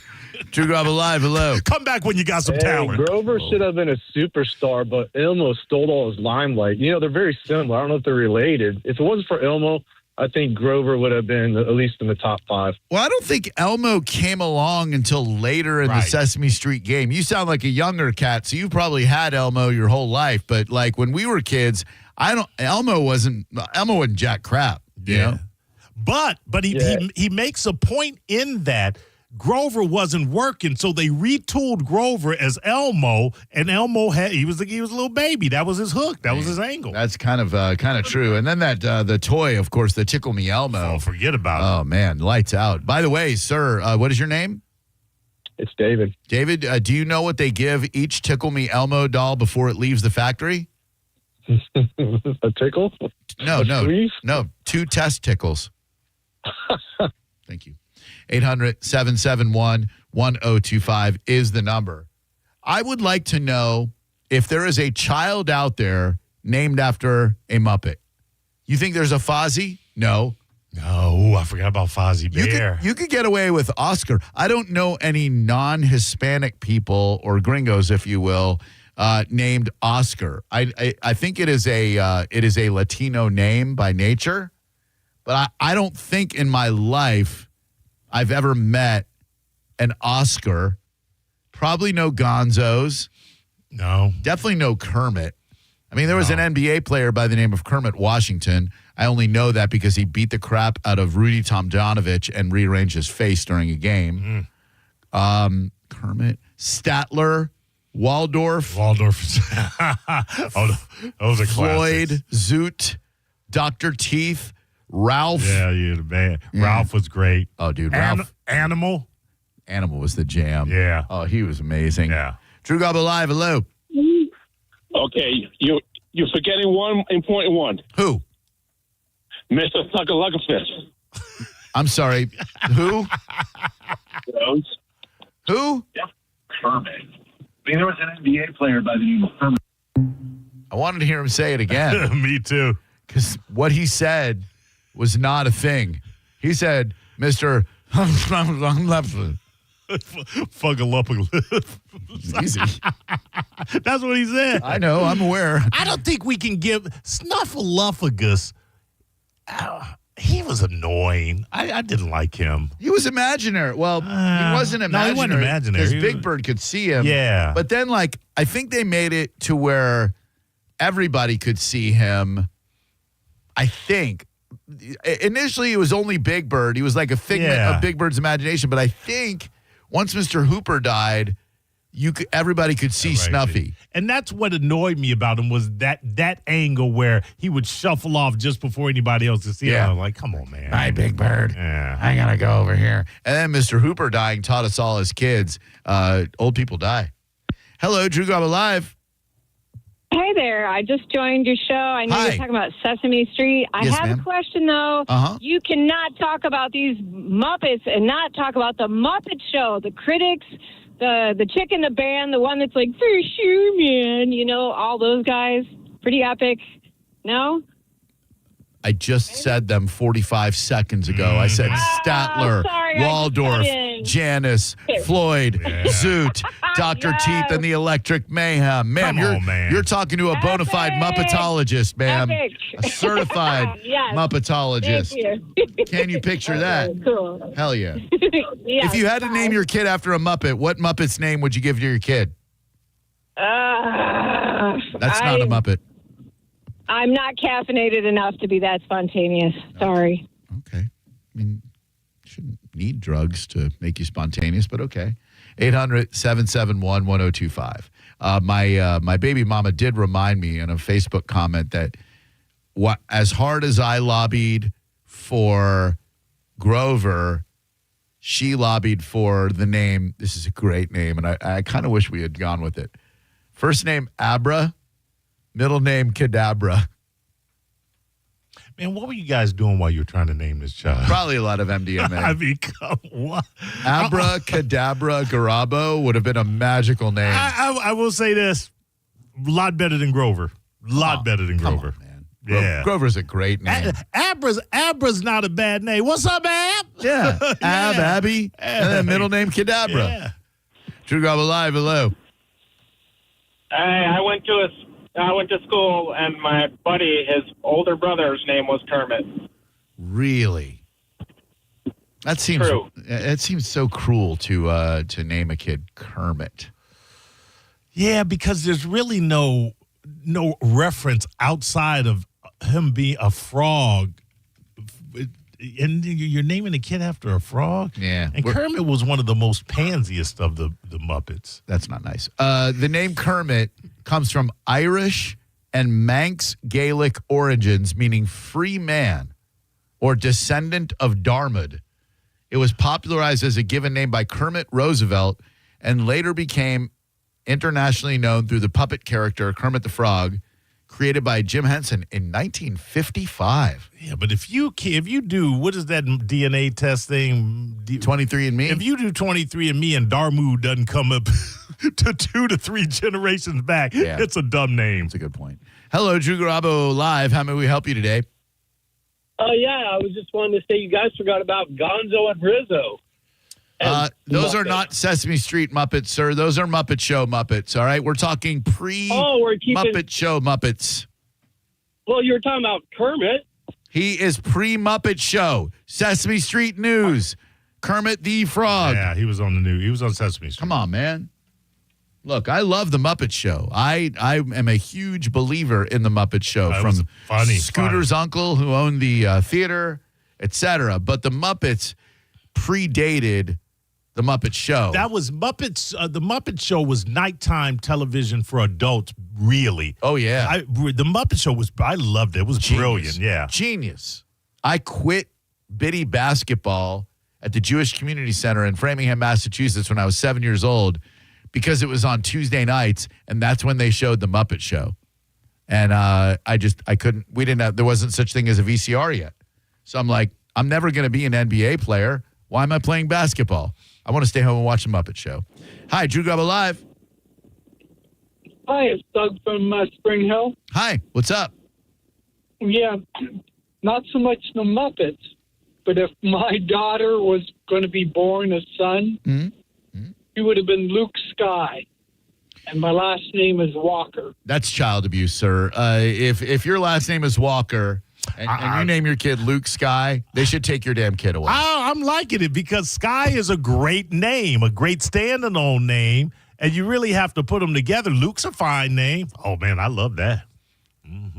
800-771-1025. It's interesting to see the different ways people come up with names for their kids because in the thread on Drew Garabo Live, the Happy Birthday Grover thread, where I spoke of my desire to name my child Grover, there are people who name their kid after video game characters, after Olympians. All right, there's no word of the day. I guess I can cancel this alarm now. Yeah, that was good. I had a kitty cat named after the Fraggle Rock Moki. Fraggle Rock was pretty cool. I don't think I got it. We were a little old for it, but it was the tale of Uncle Travelin' Matt, who I believe, there was an inventor, and he had a dog named Sprocket. Did he invent the Fraggles, or did the Fraggles live in his walls? I don't know that I ever saw a complete episode, so I'm of no help here. And then the Doozers were like these little industrious creatures who built structures made out of stuff that the Fraggles would eat. And I still don't remember if the Fraggles and the Doozers had a symbiotic relationship or if it was adversarial. I think I remember the Doozers being pissed off that the Fraggles would eat their buildings, but maybe they only built them so that the Fraggles could eat them. 800-771-1025. Hello there, Drew Garabo Live. How may I help you today? This is Skip the Trip. Hi, Skip. Hey, I've had this conversation with my family. My dad said that John Adams wanted to name me Jesse James Adams. And I always wonder, nature or nurture, would my life have been any different if I was named different? Oh, you'd be an outlaw for sure. If he had named you Jesse James, you would definitely be the outlaw Jesse James for sure. Have you stayed out of legal trouble? Are you incarcerated currently? I've had a little brushes with the law, but for the most part, I'm pretty as law-abiding as I can be. If your name was Jesse James, you wouldn't be, sir. You would you would still be in jail. Yeah, probably. Yeah. All right. Yeah, naming your kid like after a Wild West gangster, like a Buffalo Bill Cody or a Wild Bill Hickok. Interesting move. Yeah. Hello, who are you? We do tend to revere them, even though they were bad. That is true. Hello. Hi. Hi. Hey. Hi. Hey. Hi. It's Matt. How are you doing? Hi, Matt. Hey, speaking of Muppets and Sesame Street and all that, have you ever seen the Muppets Christmas special? It's from like the 80s. It's the only time that all the Sesame Street characters, all the Muppet characters get together, and it's the first appearance of Elmo. You can find it on YouTube, and that's literally about it. But So I do remember the Muppet Christmas Carol where they told the tale of Scrooge. Yeah, where it's not the Charles Dickens. It's basically the premise is they're all going to Fozzie's grandma's house for Christmas. Oh. And the Sesame Street gang, I can't remember, they're doing something too, and their car breaks down or something, and so they're all stuck there too. Huh. And so it's like a big sing-along thing, and Elmo's, it's actually pretty cool. I remember watching a lot as a kid. My parents recorded on VHS, so we always had it. Yeah. You know what I mean? Yeah. And fast forward, and now you can't find it anywhere from YouTube because some of the songs are copyrighted, I guess. Oh. But it is fantastic. If you can find it's one of the funniest, I still put it on for my kids now, and they're older. They get a kick out of it. What about Emmett Otter's Jug Band Christmas? The River Bottom Nightmare Band? That was pretty cool, right? I kind of remember that too. Yeah, vaguely.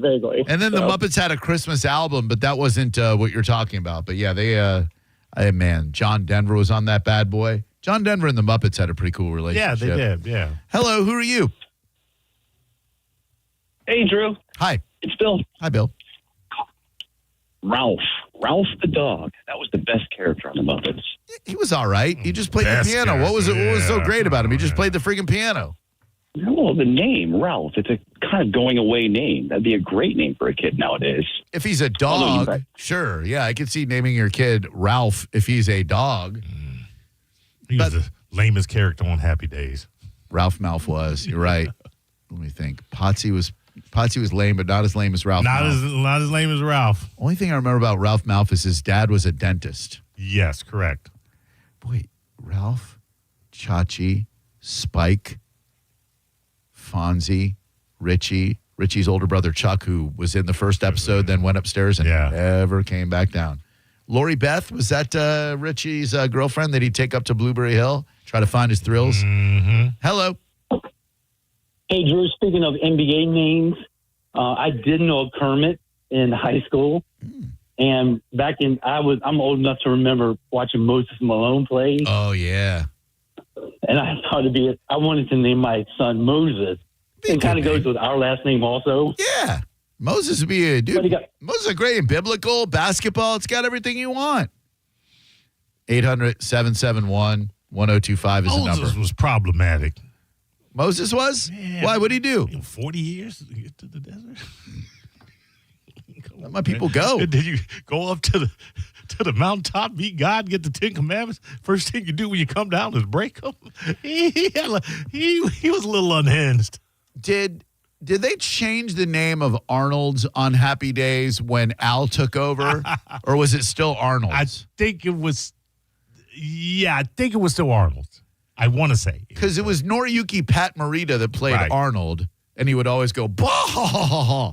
And then, why did Arnold leave? He didn't die. No, he lived until Karate Kid. Maybe he left to do the Karate Kid movies or contract renegotiations. Why did Pat Morita leave Happy Days? Starred his own sitcom, Mr. T and Tina. Oh, I remember that. Was that like Mr. T, Mr. T? No. Oh. No, it was Pat Morita. Huh. He was offered the lead role by ABC executives. He had signed his option for the next season of Happy Days, but was convinced to move to the new show, which was one of the first Asian American sitcoms on network television, Mr. T and Tina. But I mean, to leave Happy Days, dude, you were like, by the way, Arnold was not his real name. Matsuo Takahashi, the Japanese owner of Arnold's Drive-In. And then they brought in Al. I loved Al. No matter what show he was in, he was a security guard in The Odd Couple. Yeah. You'd see him on Rhoda, I think. And he would always go, Richie. Yeah. He was actually a good replacement. Oh, Al was great. Hello, Drew Garabo Live. Hi. Hey. My name's Mike. Hi, Mike. Mike Moser. Hey, Mike Hi. Moser. How you doing, man? I'm doing all right, man. Oh, yeah. How's that shutdown treating you? You good? I'm not getting paid, but Preach, maybe Mike, I'll preach. get paid. Moser. Man, Whoops, I'm sorry. What are you doing? Stress, bro. I'm sorry, I don't man. blame him. I'm sorry. I get it. I'm sorry. I get it. But yeah, like I named my daughter. Her middle name is Animal. That's not from Animal. There's no way that's true. It's not true. It'd be badass if it was. Then, yeah. But she's a drummer, and her first name's Melissa, named after the Allman Brothers song, Melissa. Oh, well, that's pretty badass. Melissa Animal Moser is a pretty great name. I'm not going to lie. If you have another one, I would go for that.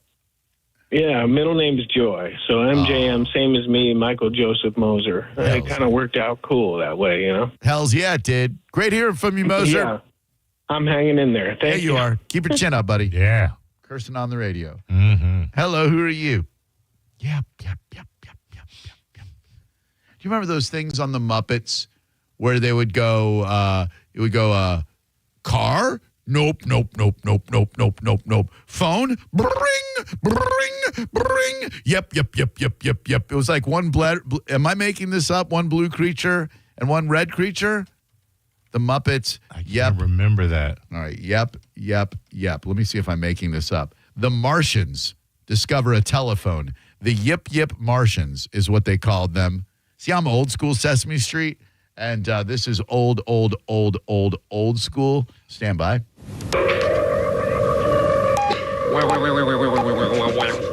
Blue Martian comes down. They got these big ass mouths, and he's like,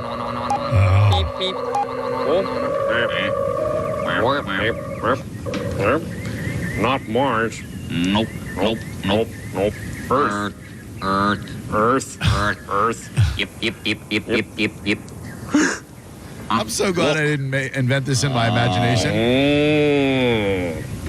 I was probably like 4 years old. Hello. Greetings.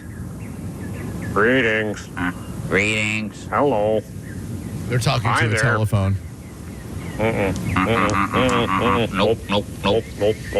Nope. Book. Earth book. Yep.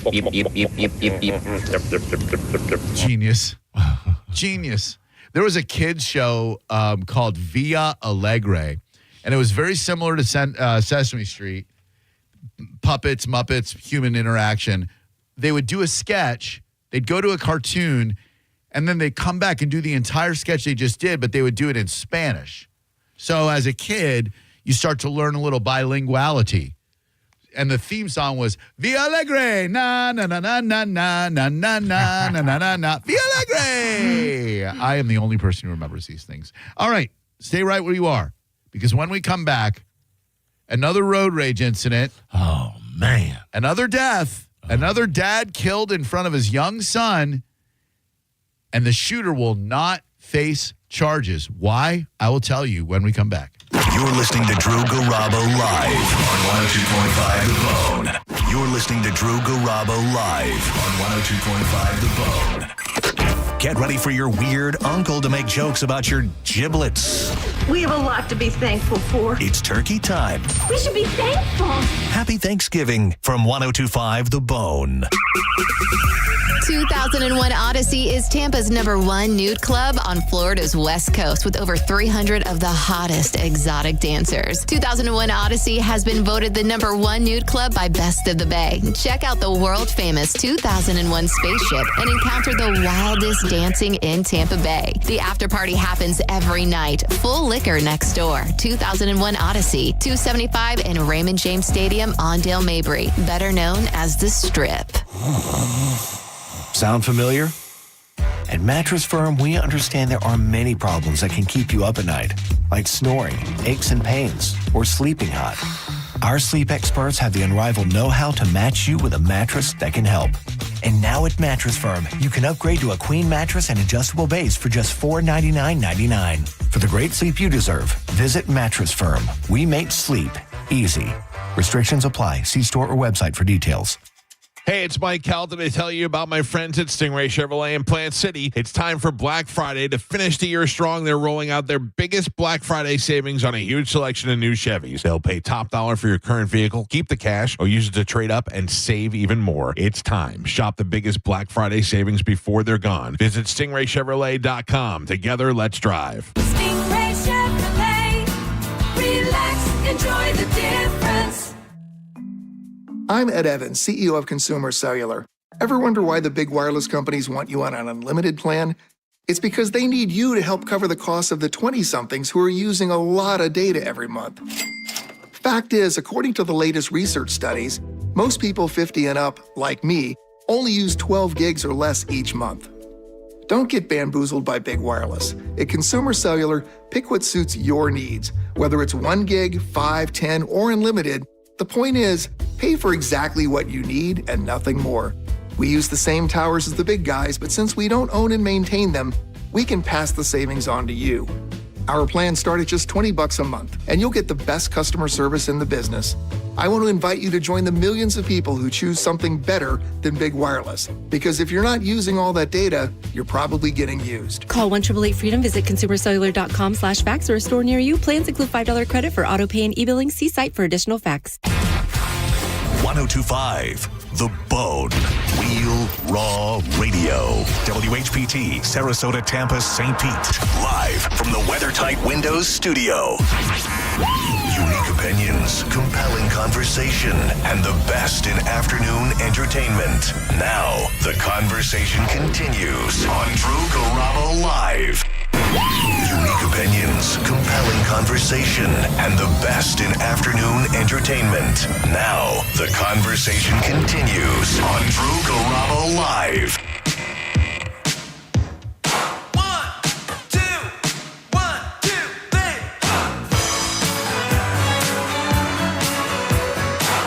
Yes, Lily Cakers in the YouTube chat. You will see us at Ferg's tomorrow. Delighted to see you as well. I was working part-time in a 5 and dime. My boss was Mr. McGee. Overlook Prince Jam right here. Several times that he didn't like my kind, 'cause I was a bit too leisurely. I always thought he was racist because he called Prince leisurely. Yeah, it was a euphemism for lazy. Exactly. Yeah, Prince who works for me is a little leisurely. I saw her, she walked into the outdoor. She wore a bag over her face. Our number is 800-771-1025. And you may join us at Ferg's tomorrow to celebrate their #1 ranking as America's #1 sports bar. Come find out why. We'll be somewhere near the stage. I heard John Senning say it today. She had the nerve to ask me if I plan to do any harm. So yeah, put on the back of my bike. We went riding down to old McDonald's from. He had a cow. Everywhere I moved. All right, we're going to shift gears. Let me take a couple of calls. I saw a bunch of you holding during the break, and then long commercial break, lose the callers. You can call back. We'll get you right on. Or not, 800-771-1025. Good afternoon, and welcome to Drew Garabo Live. Who might you be? Hey, Drew. How you doing? This is Jerry from the 850. Hey, Jerry. How are things in the 850, and where the hell's the 850? 850, I've had that area code for about 25 years. I was stationed in Fort Walton Beach at the time. I'm retired Air Force, but thank you. I'm living in Monroe, Georgia now, and I saw Nine Inch Nails 2 nights ago. Oh, damn. I saw him last night. How was your experience? It was fantastic. It was before everything happened, of course, and I didn't get to hear you guys earlier, but I loved it. Yeah. I wore a Beatles T-shirt. I like that. I respect it. Yeah, we saw him when everything had happened, and probably we saw the same show, other than you got to see him cover David Bowie's I'm Afraid of Americans, and we did not because he left that out of the set list, which is understandable. There's a side of me that thinks it would have been even more poignant to play it after another shooting death in America last night, but there's another side of me that said Trent Reznor probably wants to stay out of the headlines as much as, but he's already selling out concerts. He doesn't need the publicity. So he probably didn't want that to dominate the narrative of, oh my God, how could he play I'm Afraid of Americans on a day when, this guy was shot and killed, Well, you're right. And some people don't they don't get the meaning head like a hole, It's about organized religion. It's nothing against God. It's about how they take the money. And I took my girlfriend, she's very religious, and I was just, kind of talking to her about it. But anyway, I had a great experience, and awesome. And I wanted to touch on Charlie Kirk, and I think it hurt me, and it still hurts. I mean, being September 11th, this was just a bad day. Sure. And and you want to voice.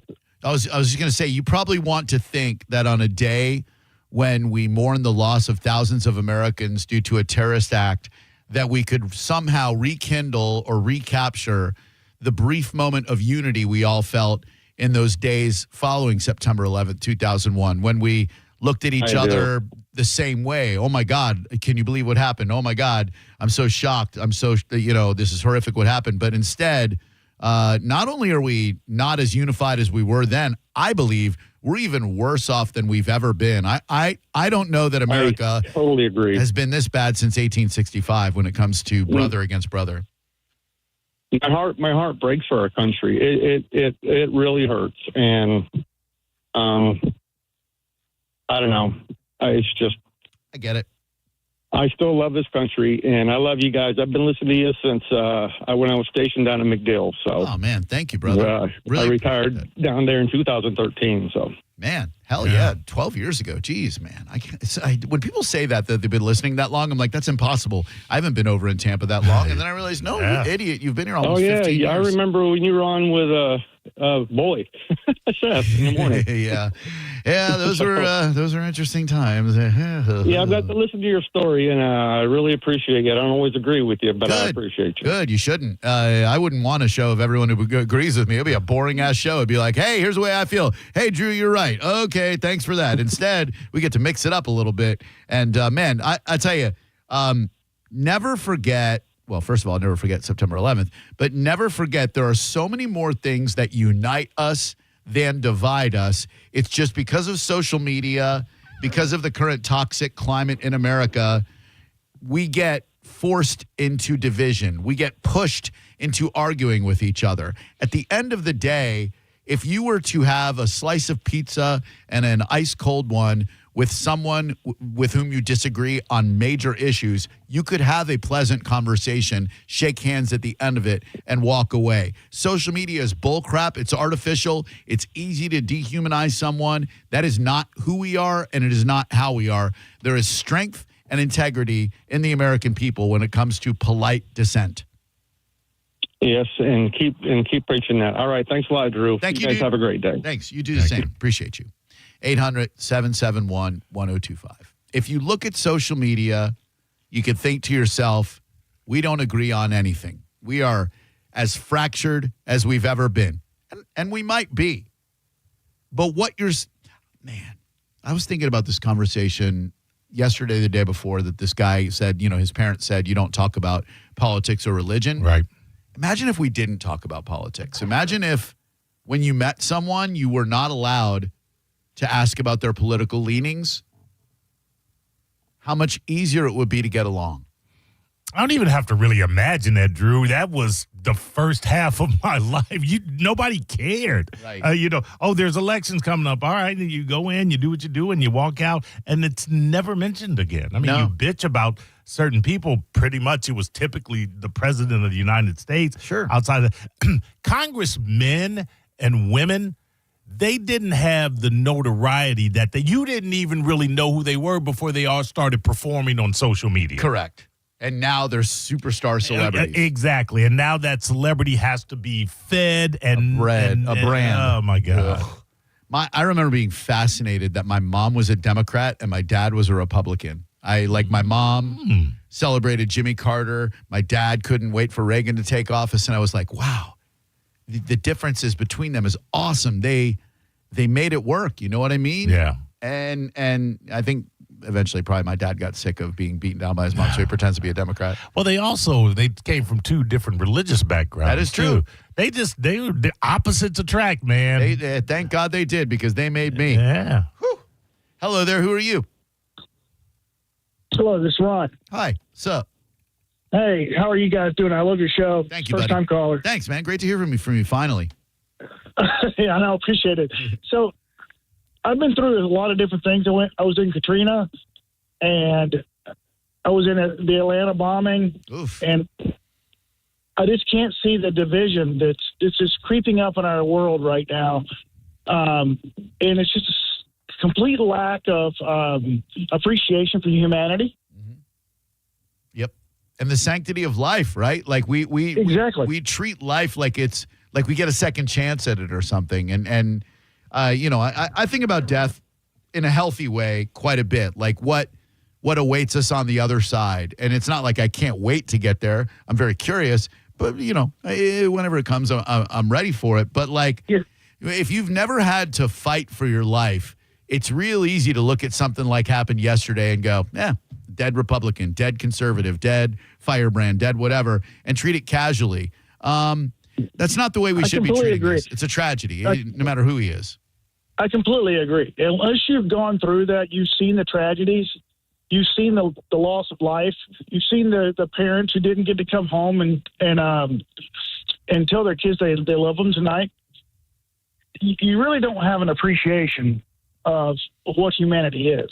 Yeah, you're right. And I don't wish a fatal disease on anyone. Even if I don't care for them, I would never wish for them what I had to go through. But what it did for me is give me the incredible gift of perspective. In the last 3 years, there's not been one morning when I don't wake up and go, man, I can't believe that I woke up. I can't believe I'm alive. I can't believe I get to volunteer my time to take care of cats and go do a fun radio show and hang out with my beautiful girlfriend and see my parents and see my son and all these things I get to do because I'm alive. You can't, and thanks a lot for the call, bro.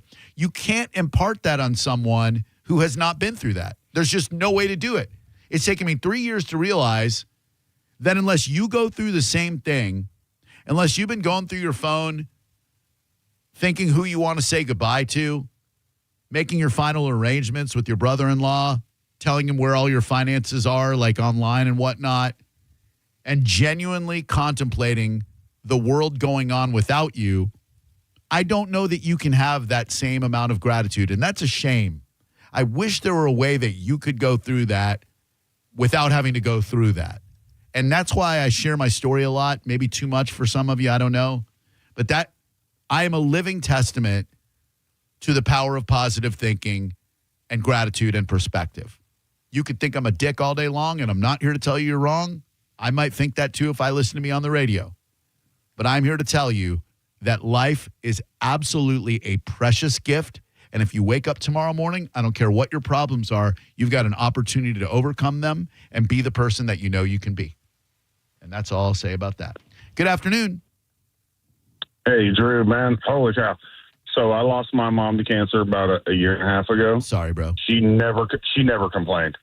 She woke up with the same amount of gratitude. This is not what I called about, actually. Sorry. But listening on hold, that got me, man. Sorry about your mom. You said something a few minutes ago about social media. Yeah. That's the biggest problem, my man. Think about how social media would have reacted when MLK. Would people have been celebrating on social media? Absolutely. Yeah, you're right. Think about back in time if it was there. Yeah. So nothing's changed. It's just amplified. And we need to tone that back as a society. We got to come together. This is getting crazy. Before social media, we saw each other as people. We might disagree, but you're still a person stealing the same oxygen that I'm stealing. You might enjoy Chinese food where I enjoy Italian food, et cetera. We've got our beautiful differences politically, socially, culturally, everything.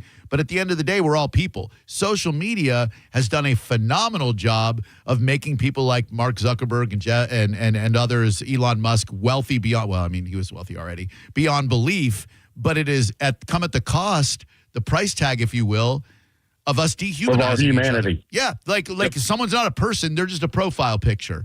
And then, absolutely, I don't know if you've ever met someone in real life after having a negative reaction with them online. It's almost always positive and gratifying. Of like, oh man, you're the guy who said that, and I said this to you. Jesus Christ, why do we treat each other like that? Oh yeah, because we didn't see each other as human freaking beings. You know. Well, and that's the thing. So, yeah. Did the KKK celebrate when Martin Luther King died? Yeah, but they had to show up and show their face.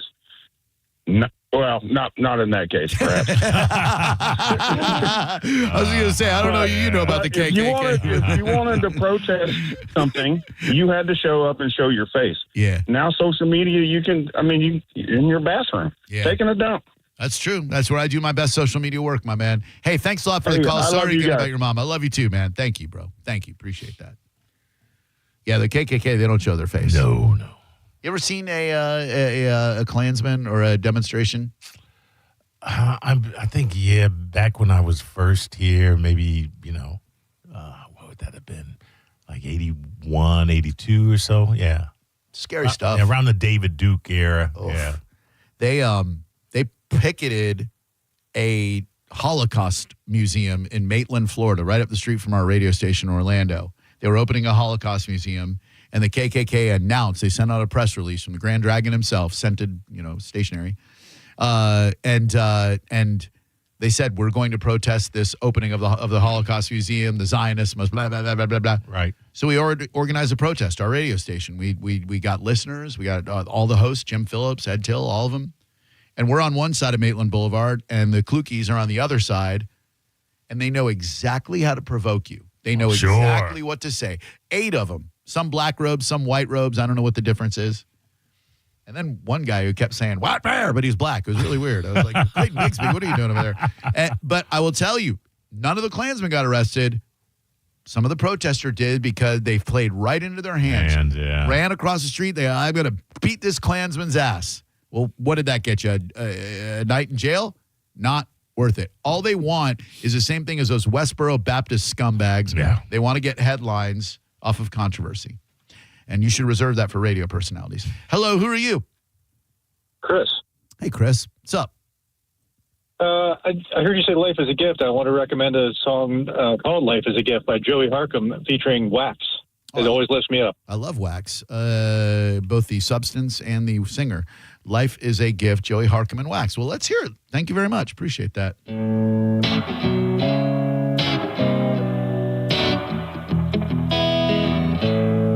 I dig it so far.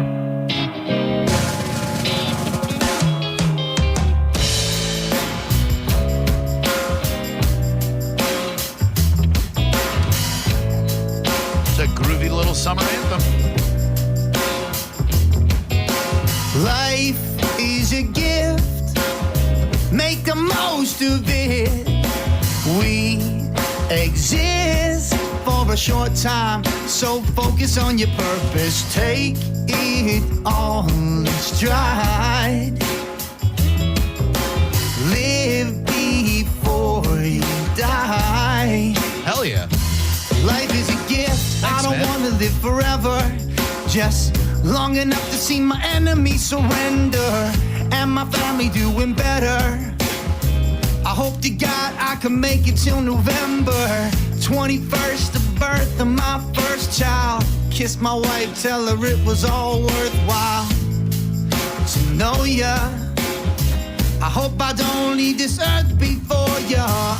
I don't believe. That's a beautiful song. It is. Nice. Thanks, Humbo. Oh, okay. And now it's not so chill. An F word. The universe don't give a damn would have been fine. Damn, come on, Why man. these reggae acts? Why can't they just say the universe don't give a damn instead of the universe don't give a F? It's so out of place Right? for everything that preceded. That's what I talk to these little stranger dudes about. I'm like, why do you guys have to slip in the unnecessary F words? And they're like, we don't tell you how to do your radio show, dickhead. Funny. Hello, who are you?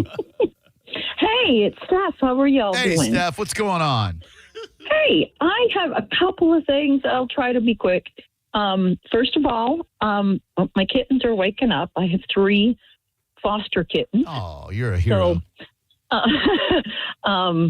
they're about 5 weeks old and they're just learning to eat, so they are messy. Love it.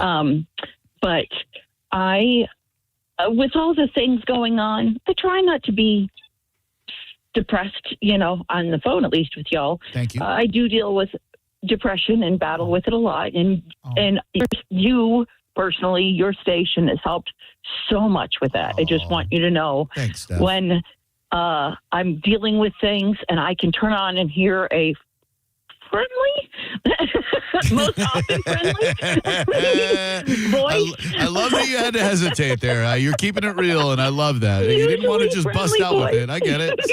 Occasionally friendly voice. Yeah, mostly friendly. I just today feel like yesterday I didn't even know who the man was. My family's strongly conservative. I'm conservative. So they knew who he was. I didn't even know his name. I didn't know anything about him. Yeah. But I was so saddened by it, just knowing that he was 31 and young. The more I've seen people posting now, I've seen things, and it's like, yeah, I don't have to agree with everything, but I think that he was going places that other people didn't. Yeah. So I have to commend that. Again, I don't have to agree with everything either, but talking is the start. Yep. They stopped talking. They stopped the conversation. Right. And then today being 9/11, I just feel so like a deflated balloon. I'm battling it. I've got a kitten on me, so that helps. And you guys help.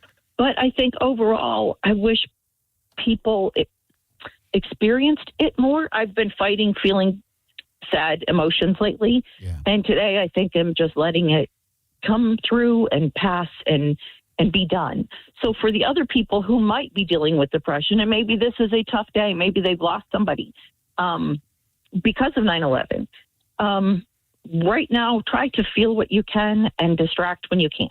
Right on, Steph. Like the song says, life is a gift. So F-I-D, F-F-F-F-F-F-F-F-F-F-F, life's a gift, F-I-D, F-F-F-F-F-F-F-F-F. We love you, Steph. I'm familiar with that song. We love you. We love you. Have a great night. Thanks a lot for sharing your life with us. Appreciate you. Oh, hello there. Who are you? John. Hi, John. How you doing? Really good, buddy. How you doing? Okay. That's good. So, am I getting on the air? Just one moment, John. My name is Ricky, the phone screen. I'll be happy to help you out here. You wanted to talk to Mr. Garabo? Yeah, I'd like to talk about gender confusion. Do you feel like you might be a woman? No, I just wanted to tell people things that can cause you to feel that way and that might make you happier. Oh, okay. All right. Have you ever put on a dress? Pardon? I say, have you ever put on a dress before? I'm just the phone screener, Ricky. I want to get you ready for Mr. Garabo.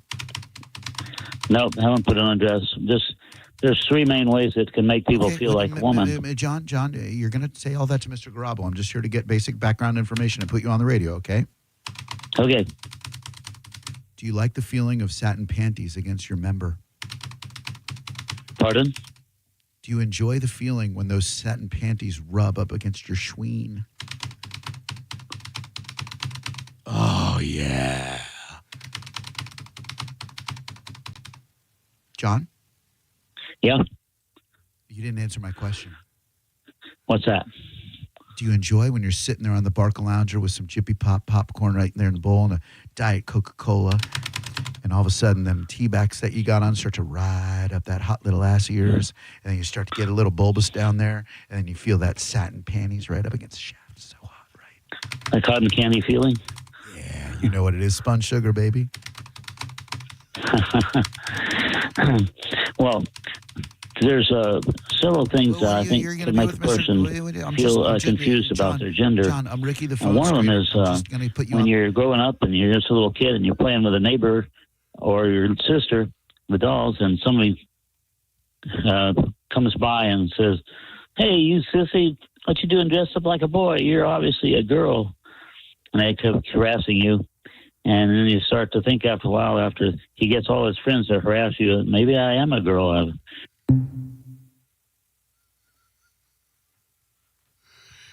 What the hell? That might be the most epic Ricky the phone screener.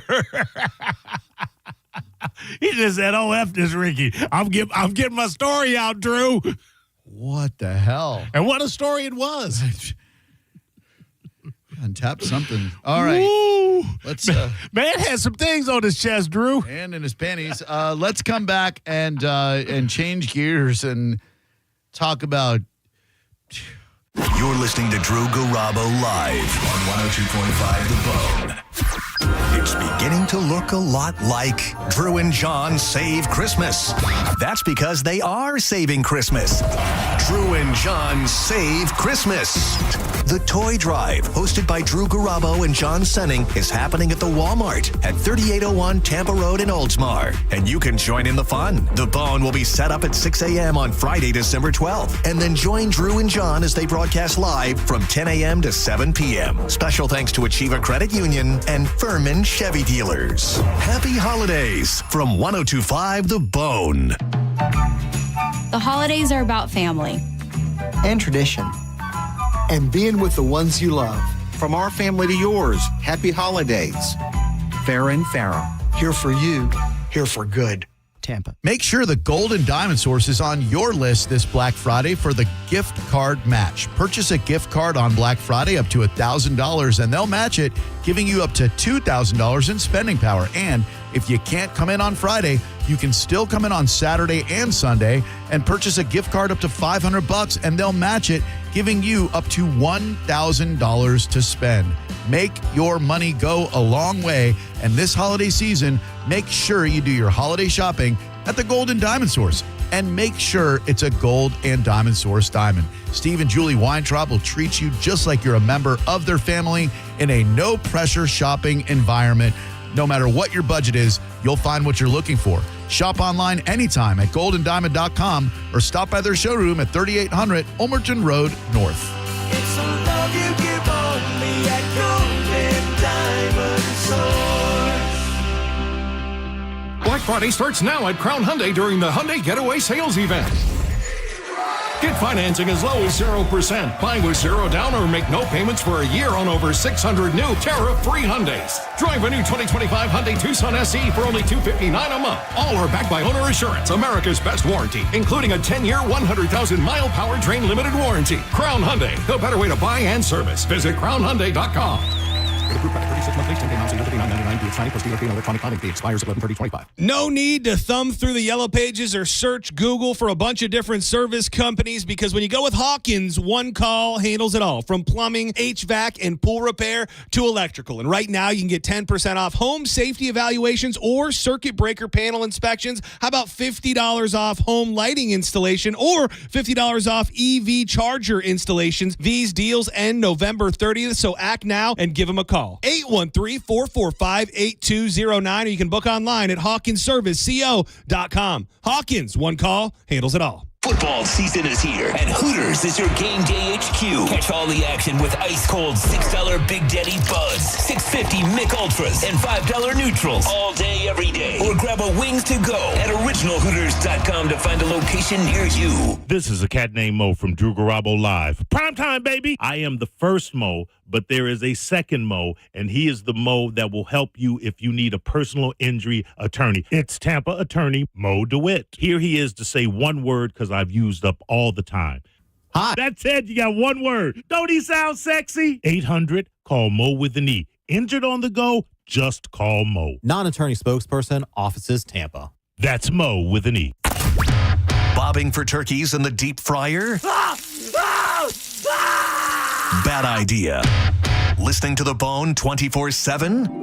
Brilliant. Happy Turkey Day from 102.5 The Bone. Now, back to Real Raw Radio. Sponsored by Anajar and Levine, Accident Attorneys. Call 1-800-747-FREE. That's 1-800-747-3733. Now, back to Drew Garabo Live. Live from the WeatherTight Windows studio. Unique opinions, compelling conversation, and the best in afternoon entertainment. Now, the conversation continues on Drew Garabo Live.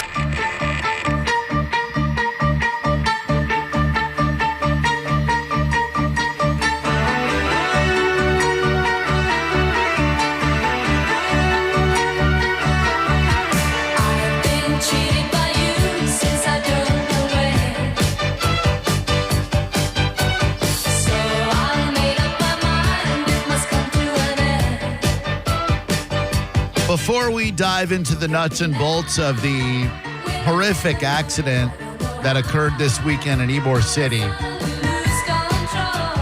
it's most important, I believe, to honor the deceased. Marlon Anthony Collins, 54 of Bartow, Florida. Sherman Jones, 53 of Tampa, Florida. Sherelle Jones, 41 of Winter Haven, Florida. And Christina Maria Richards, age 25 of Ohio, were outside Bradley's on 7th. If you've been to Bradley's, which many of us have, I've been multiple times. Cool environment, very inclusive. Don't have to be gay to go there. I found myself, it doesn't really matter that it was a gay bar, but for some reason, every news outlet locally and nationally felt the need to say that it happened at a gay bar. Yeah, odd.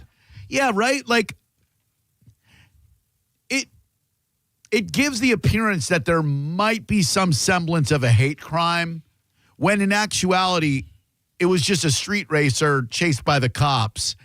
I don't think that there's even the possibility that this was premeditated. And what does it really matter what the sexuality of the bar was when there are 4 people killed?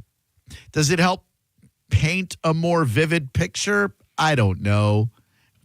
It shouldn't matter at all that it was a gay bar, but every news outlet seemed to run with it, so okay.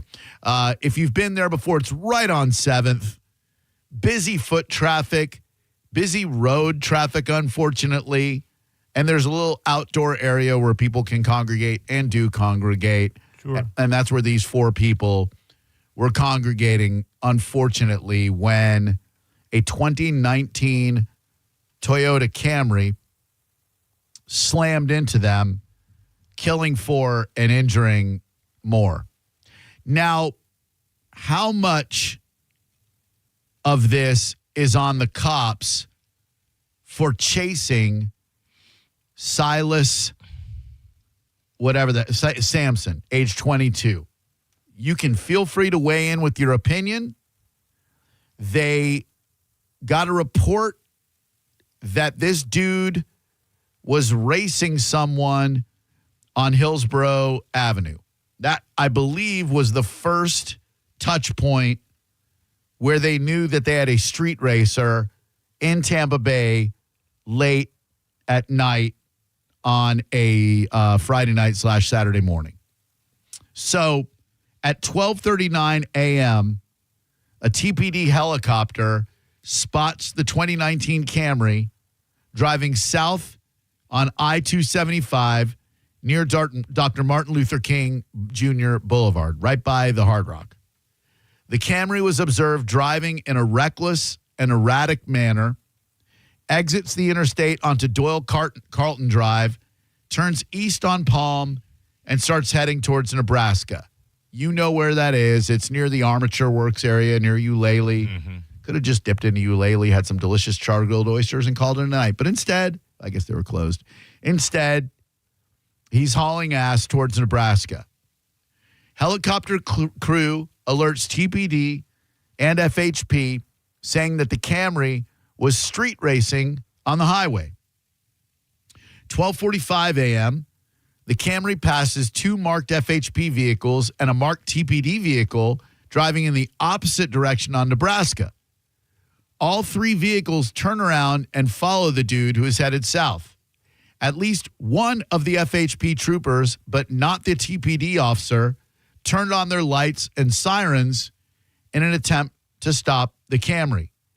At 12:45 and 15 seconds, the camera veers into the turn lane at the intersection of Nebraska and 7th. For those of you who don't know, 7th Avenue is the main road that cuts through Ybor City. If I'm not mistaken, and correct me if I am wrong, several years ago, they kept 7th Avenue closed to automobile traffic on the weekends. Yeah. I don't know why they decided to change that. I don't know who decided to change that. If it was then Tampa Police Chief, now Mayor Jane Castor, I don't know who made that decision. in retrospect, in hindsight, which is often 2020, I would say that was a bad decision. There shouldn't be cars driving down 7th Avenue on the weekend. Obviously, in the heart of Ybor City. You can open it up down that way and down that way, but like from the Columbia down past Bradley's, 7th Avenue should be closed to vehicle traffic on the weekends. Just make it a street party environment. Let people carry their drinks out in the streets. Treat them like adults, right? Why did it go wrong? Why did they change that? I have no idea. I'd love if someone has insight at 800-771-1025. Because at 12:45 and 15 seconds, this scumbag, this street racing scumbag, veers into the turn lane at Nebraska and 7th, about 2 blocks west of the Ybor City Gateway at Nuccio Parkway, right where you see the big sign that says Central Ybor, et cetera. Yeah. 10 seconds later, FHP Trooper A. Carrasco, lights and sirens activated, begins to pursue the Camry eastbound on 7th Avenue. It is very easy for those of us who are not in law enforcement to Monday morning quarterback this thing, to armchair quarterback this thing. We can look at it after the fact because there were 4 fatalities and a bunch more casualties and say something went wrong. It's easy for us to do now. At the time, it's not so easy, and that officer had to make a judgment call. Was it the right call to attempt a pit maneuver a block or two from a very crowded 7th Avenue in Ybor City? I don't know the answer to that. Had the pit maneuver been successful, it's absolutely the right move because you probably saved lives. It's a Hail Mary situation. Yeah. If you pull it off, you're a hero. If you don't, you might be culpable for civilian deaths. And indeed, unfortunately, the trooper was unsuccessful at his pit maneuver. And if you never watch Cops or Live PD, a pit maneuver is basically, what does it stand for? Stand for something. But basically it means the cop car hits the fleeing vehicle in the rear, tries to spin him around, and then pin him in. When it's pulled off, it's badass. It is. It looks really super cool when they can pull it off and not kill somebody. But in this situation, he hits the rear of the vehicle. This dude in the Camry manages to correct out of the skid and continues in the direction of Nuccio Parkway. By the way, it's precision immobilization technique. Sounds right. Thank you. 15 seconds later, the trooper ends the pursuit at the gateway of 7th Avenue in Ybor City due to heavy pedestrian traffic further ahead on 7th Avenue. Was that too late? Yeah. Yeah, that's too late to call off the chase. Yeah. But what do you do? Do you just let this guy flee? You could say, oh, we got the license number. Do you know it's his car? So they end the pursuit. They lose sight of the Camry as it's heading down 7th Avenue in the heart of Ybor City. Intersection of 7th Ave and 15th Street. Unfortunately, a Jeep traveling the other way turns left right in front of the Camry, causing the Camry to enter the opposing westbound lane of traffic, struck a car, and then drove up onto the sidewalk right in front of the Copper Shaker.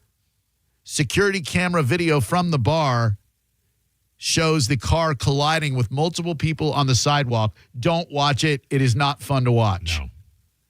The suspect, according to court documents, suspect's vehicle struck several pedestrians walking along the sidewalk and hurled their bodies in the direction of an outdoor seating area at Bradley's, right next to the Copper Shaker.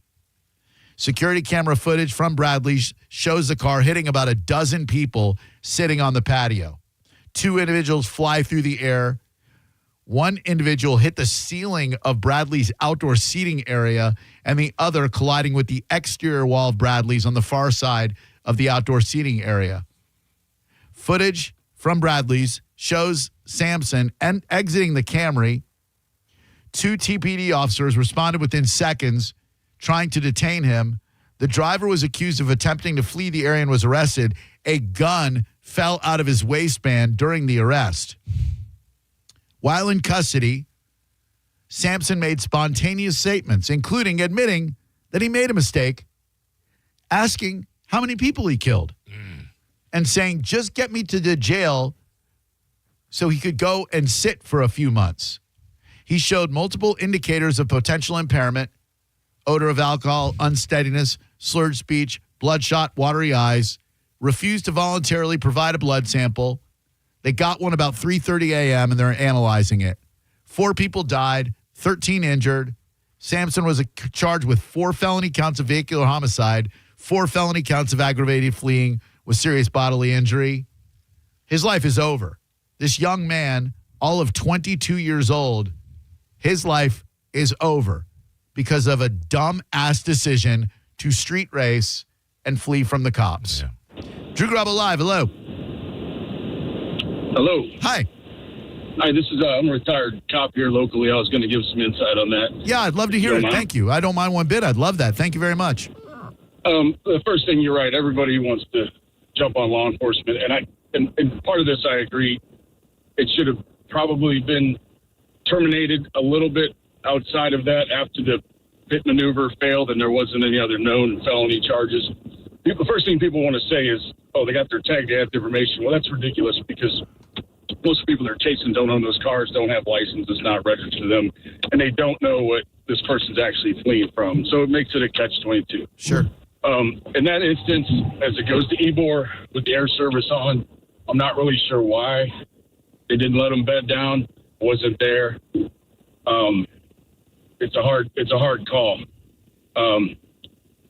Now we get to see the aftermath and how it was judged. Regarding the street closure, I can only add this piece. This has been studied in a lot of cities where they allow these large groups to congregate. What's happening in Ybor is there's so many people, it not only becomes a criminal problem, it becomes a counterterrorism problem because you have to staff it with an insane amount of law enforcement. That's why these special events like Gasparilla, there's thousands and thousands of hours and man hours put into these events. It's seemingly impossible, but restricting them to the sidewalks and the traffic flow does direct people to stay on the sidewalks and condenses the crowd down a little bit. So that was one of the factors. Yeah, that makes sense. And it's almost like you said, a catch-22 where if you shut it down, then you've got mass rampant drunkenness, lewdness, violence, etc. But if you don't, then you run the risk of something like this happening, albeit it doesn't happen very frequently. Right. You look at Orlando, they're dealing with, that's where you're from. I know that's what they're dealing with right now. It's chaos over there. Dude, it is. Cities. I grew up in Orlando, and I will tell you, I do not go when I'm with my friends in downtown Orlando now. I do not go downtown. It has turned into a freaking zoo and a war zone, and it never used to be like that. I think society has changed, and unfortunately, having so many people on the streets is bad news for Orlando for sure, and probably would be the same thing for Ybor. Absolutely. You got a young crowd. There's no control. You've seen the last few shootings down there have been juveniles. You're not going to stop that totally, but you can slow it down by numbers of police presence.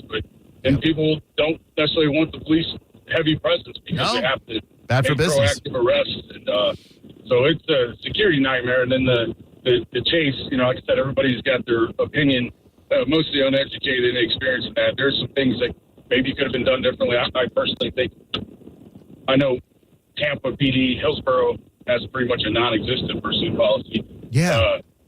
TPD probably shut it off. I think FHP operates on their own at that time. But right on. I don't know. Thank you, man. I appreciate the call and congrats on getting out of a very difficult career intact, my man. That's a win for you. Yeah. Again, it's very, very easy for us on a Monday morning to look at it and go, 4 fatalities. Yes, the scumbag who is street racing is responsible for those deaths. But should something different have been done? Do you attempt a pit maneuver 2 blocks from a very crowded, like if you're going to attempt it, you better hit it. Yeah. And if you miss the pit, bad things are going to happen, and they did. And if you miss the television show, The Pit, bad things are going to happen because it's an intense medical drama, and Noah Wiley's brilliant. I'm on it. Drew Garabo Live, hello. Hello? Hello? Okie dokie. 800-771-1025. Hi there, Drew Garabo Live. How may I help you today? Hi. Hi. I was calling about this incident. I've always wondered how many of these people who run from the police actually get away.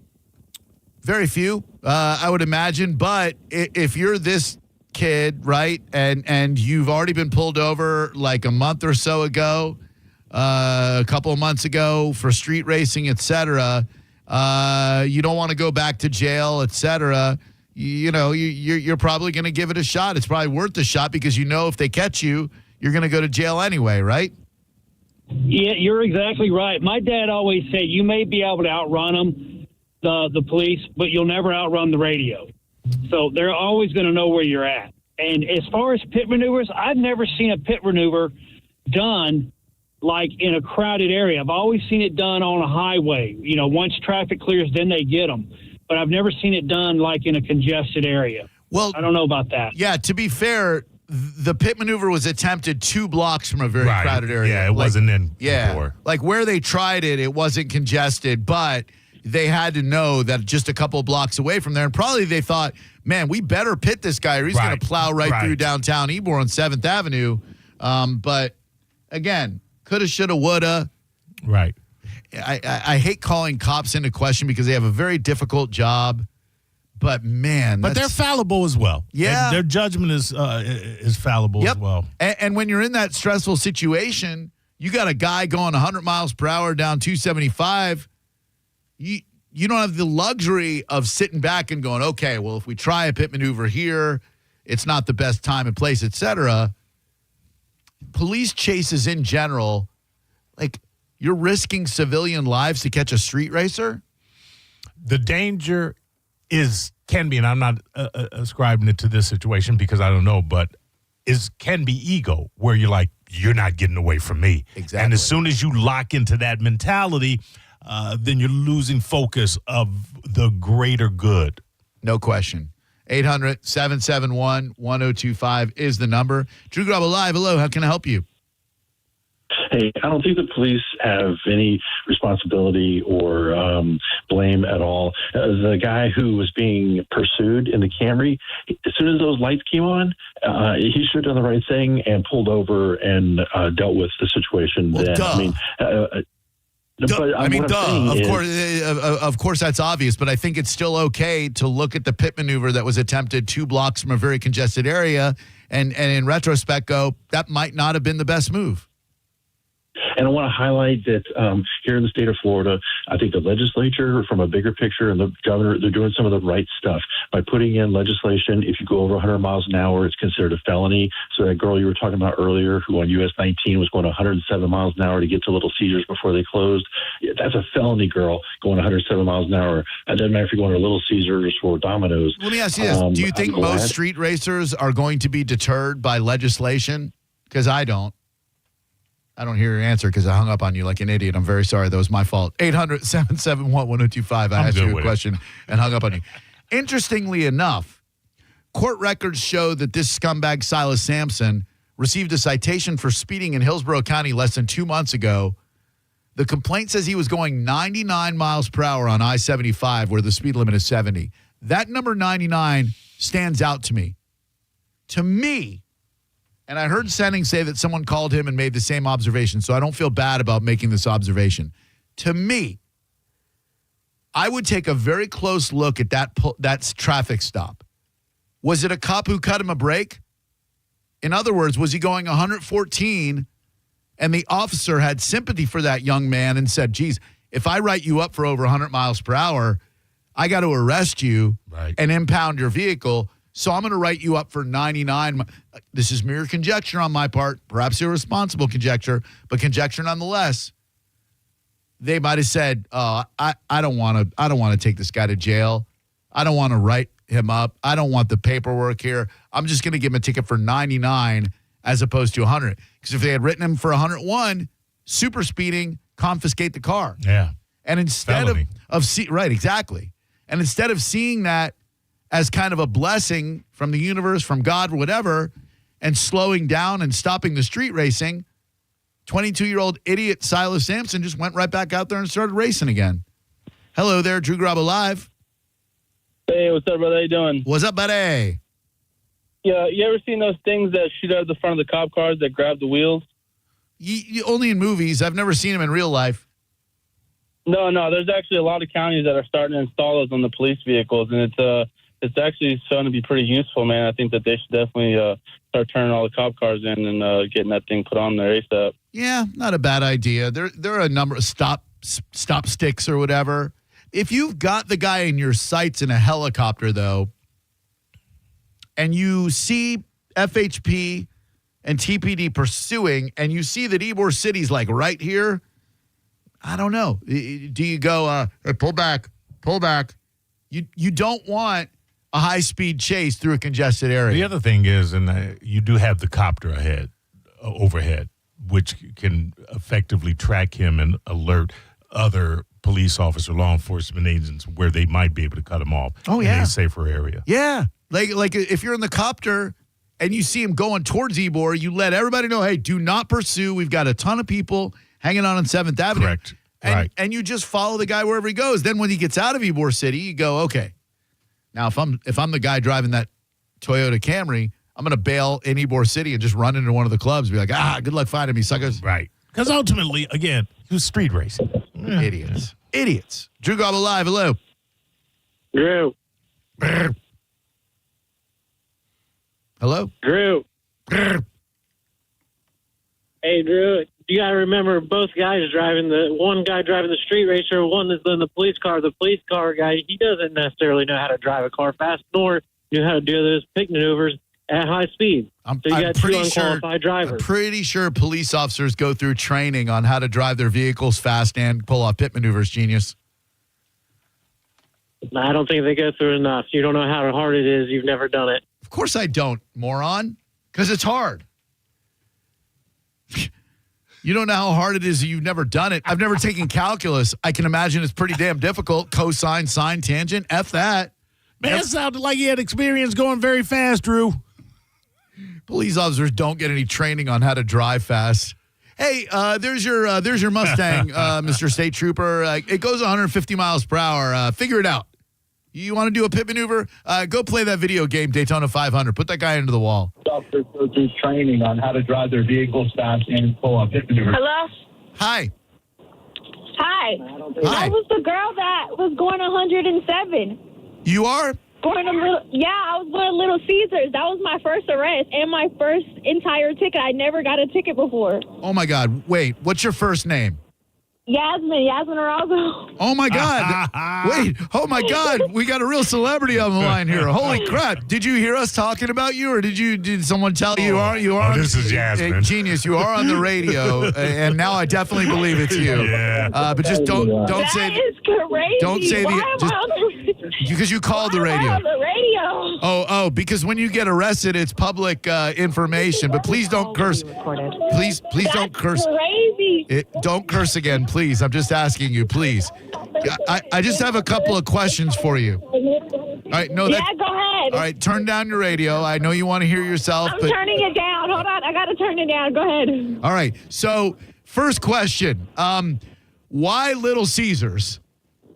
So this is what happened. I went from Corny Campbell, and I was going on a jog, and it was closed by the time I got there, and I was with a friend. And so we're like, okay, cool, whatever. We're just going to go back to my dear, Yes, I'm just going to remind you again. We are on the radio. Please do not. I did not know. I'm sorry. Please do not say the F word. Please do not say the S word. Please. Sorry, I am begging you. All right.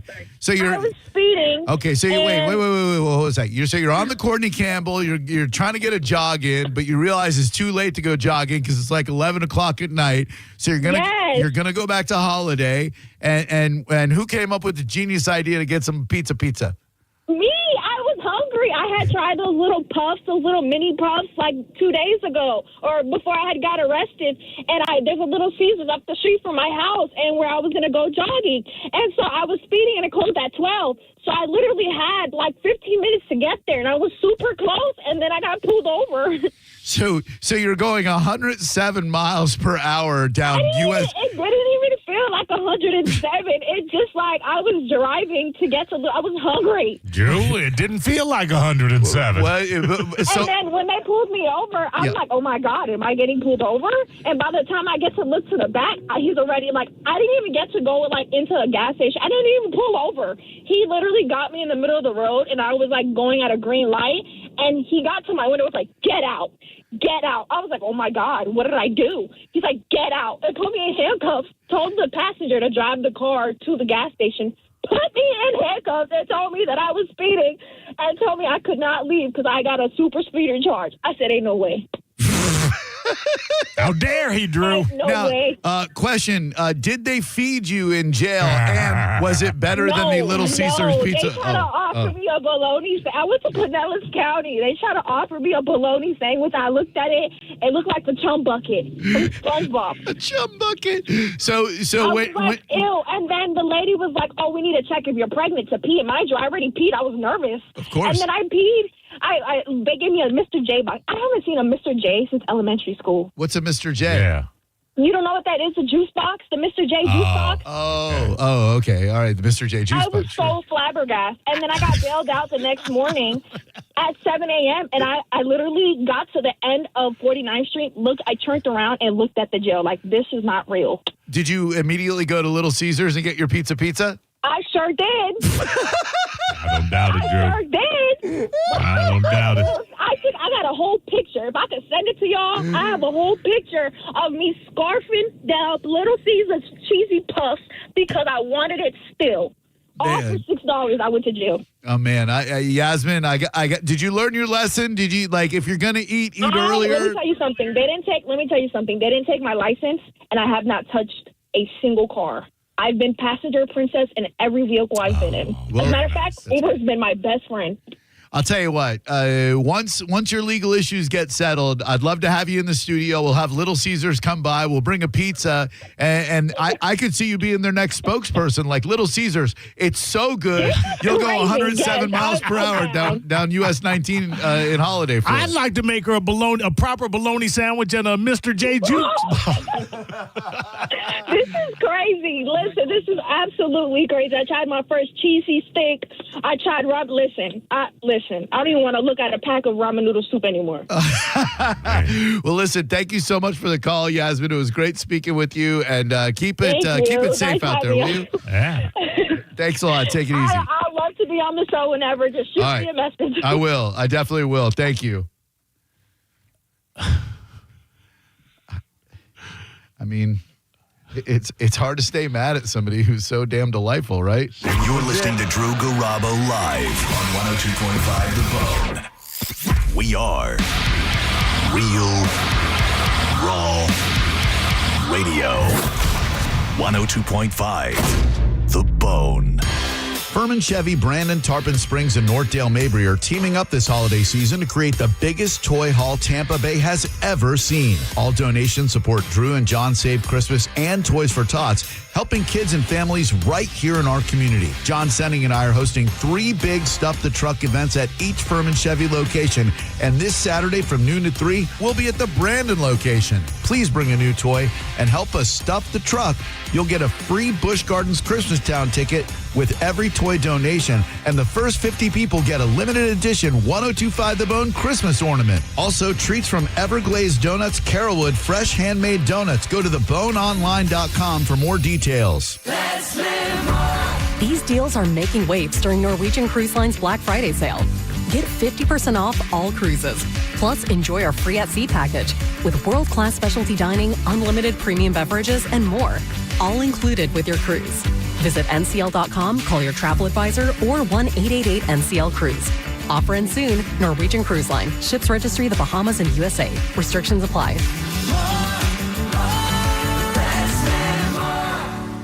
Drive Drive your present home this holiday season during Happy Honda Days at Crown Honda. Drive a new 2025 Honda Accord LX sedan, just $269 a month. Or a new 2025 Honda Pilot EXL SUV, only $459 a month. Find your perfect holiday present this season and drive it online at crownhonda.com. The better way to buy and service. Call 800-722-6439 for complete details. The wait is over. Ropa Vieja is back at Pollo Tropical. Tender, juicy, shredded beef slow-cooked in tomato sauce. Top it on a tropi chop or crunchy tostones with sauteed peppers and onions. Or try it in our all-new quesadilla. A soft tortilla, melted cheese, and savory shredded beef. Cheese lovers, where you at? Ropa Vieja returns by popular demand. Come and get it. Pollo Tropical. Remember, we're open till midnight. Hours vary by location. Are you paying too much for term life insurance? There's a tremendous price war among the major term life companies. Rates have dropped dramatically in the past 2 years. For example, a man age 45 non-tobacco user, $1 million of coverage is only $75 per month, level for the next 10 years. Or a man age 50 non-tobacco user can buy $500,000 of coverage for a monthly premium of only $110, guaranteed not to change for the next 20 years. That's right, level rates for 20 years. And if you're a smoker, we have great rates for you as well. At the Term Lifeline, we specialize in policies of $500,000 and above. So if you're looking for new or replacement term life insurance, call right now for a free quote. 800-676-1090. 800-676-1090. 800-676-1090. That's 800-676-1090. Rates are available and may vary by state. Sample rate quotes are based on preferred non-tobacco underwriting exam required to qualify. Paid for by Airtime Media. Saturday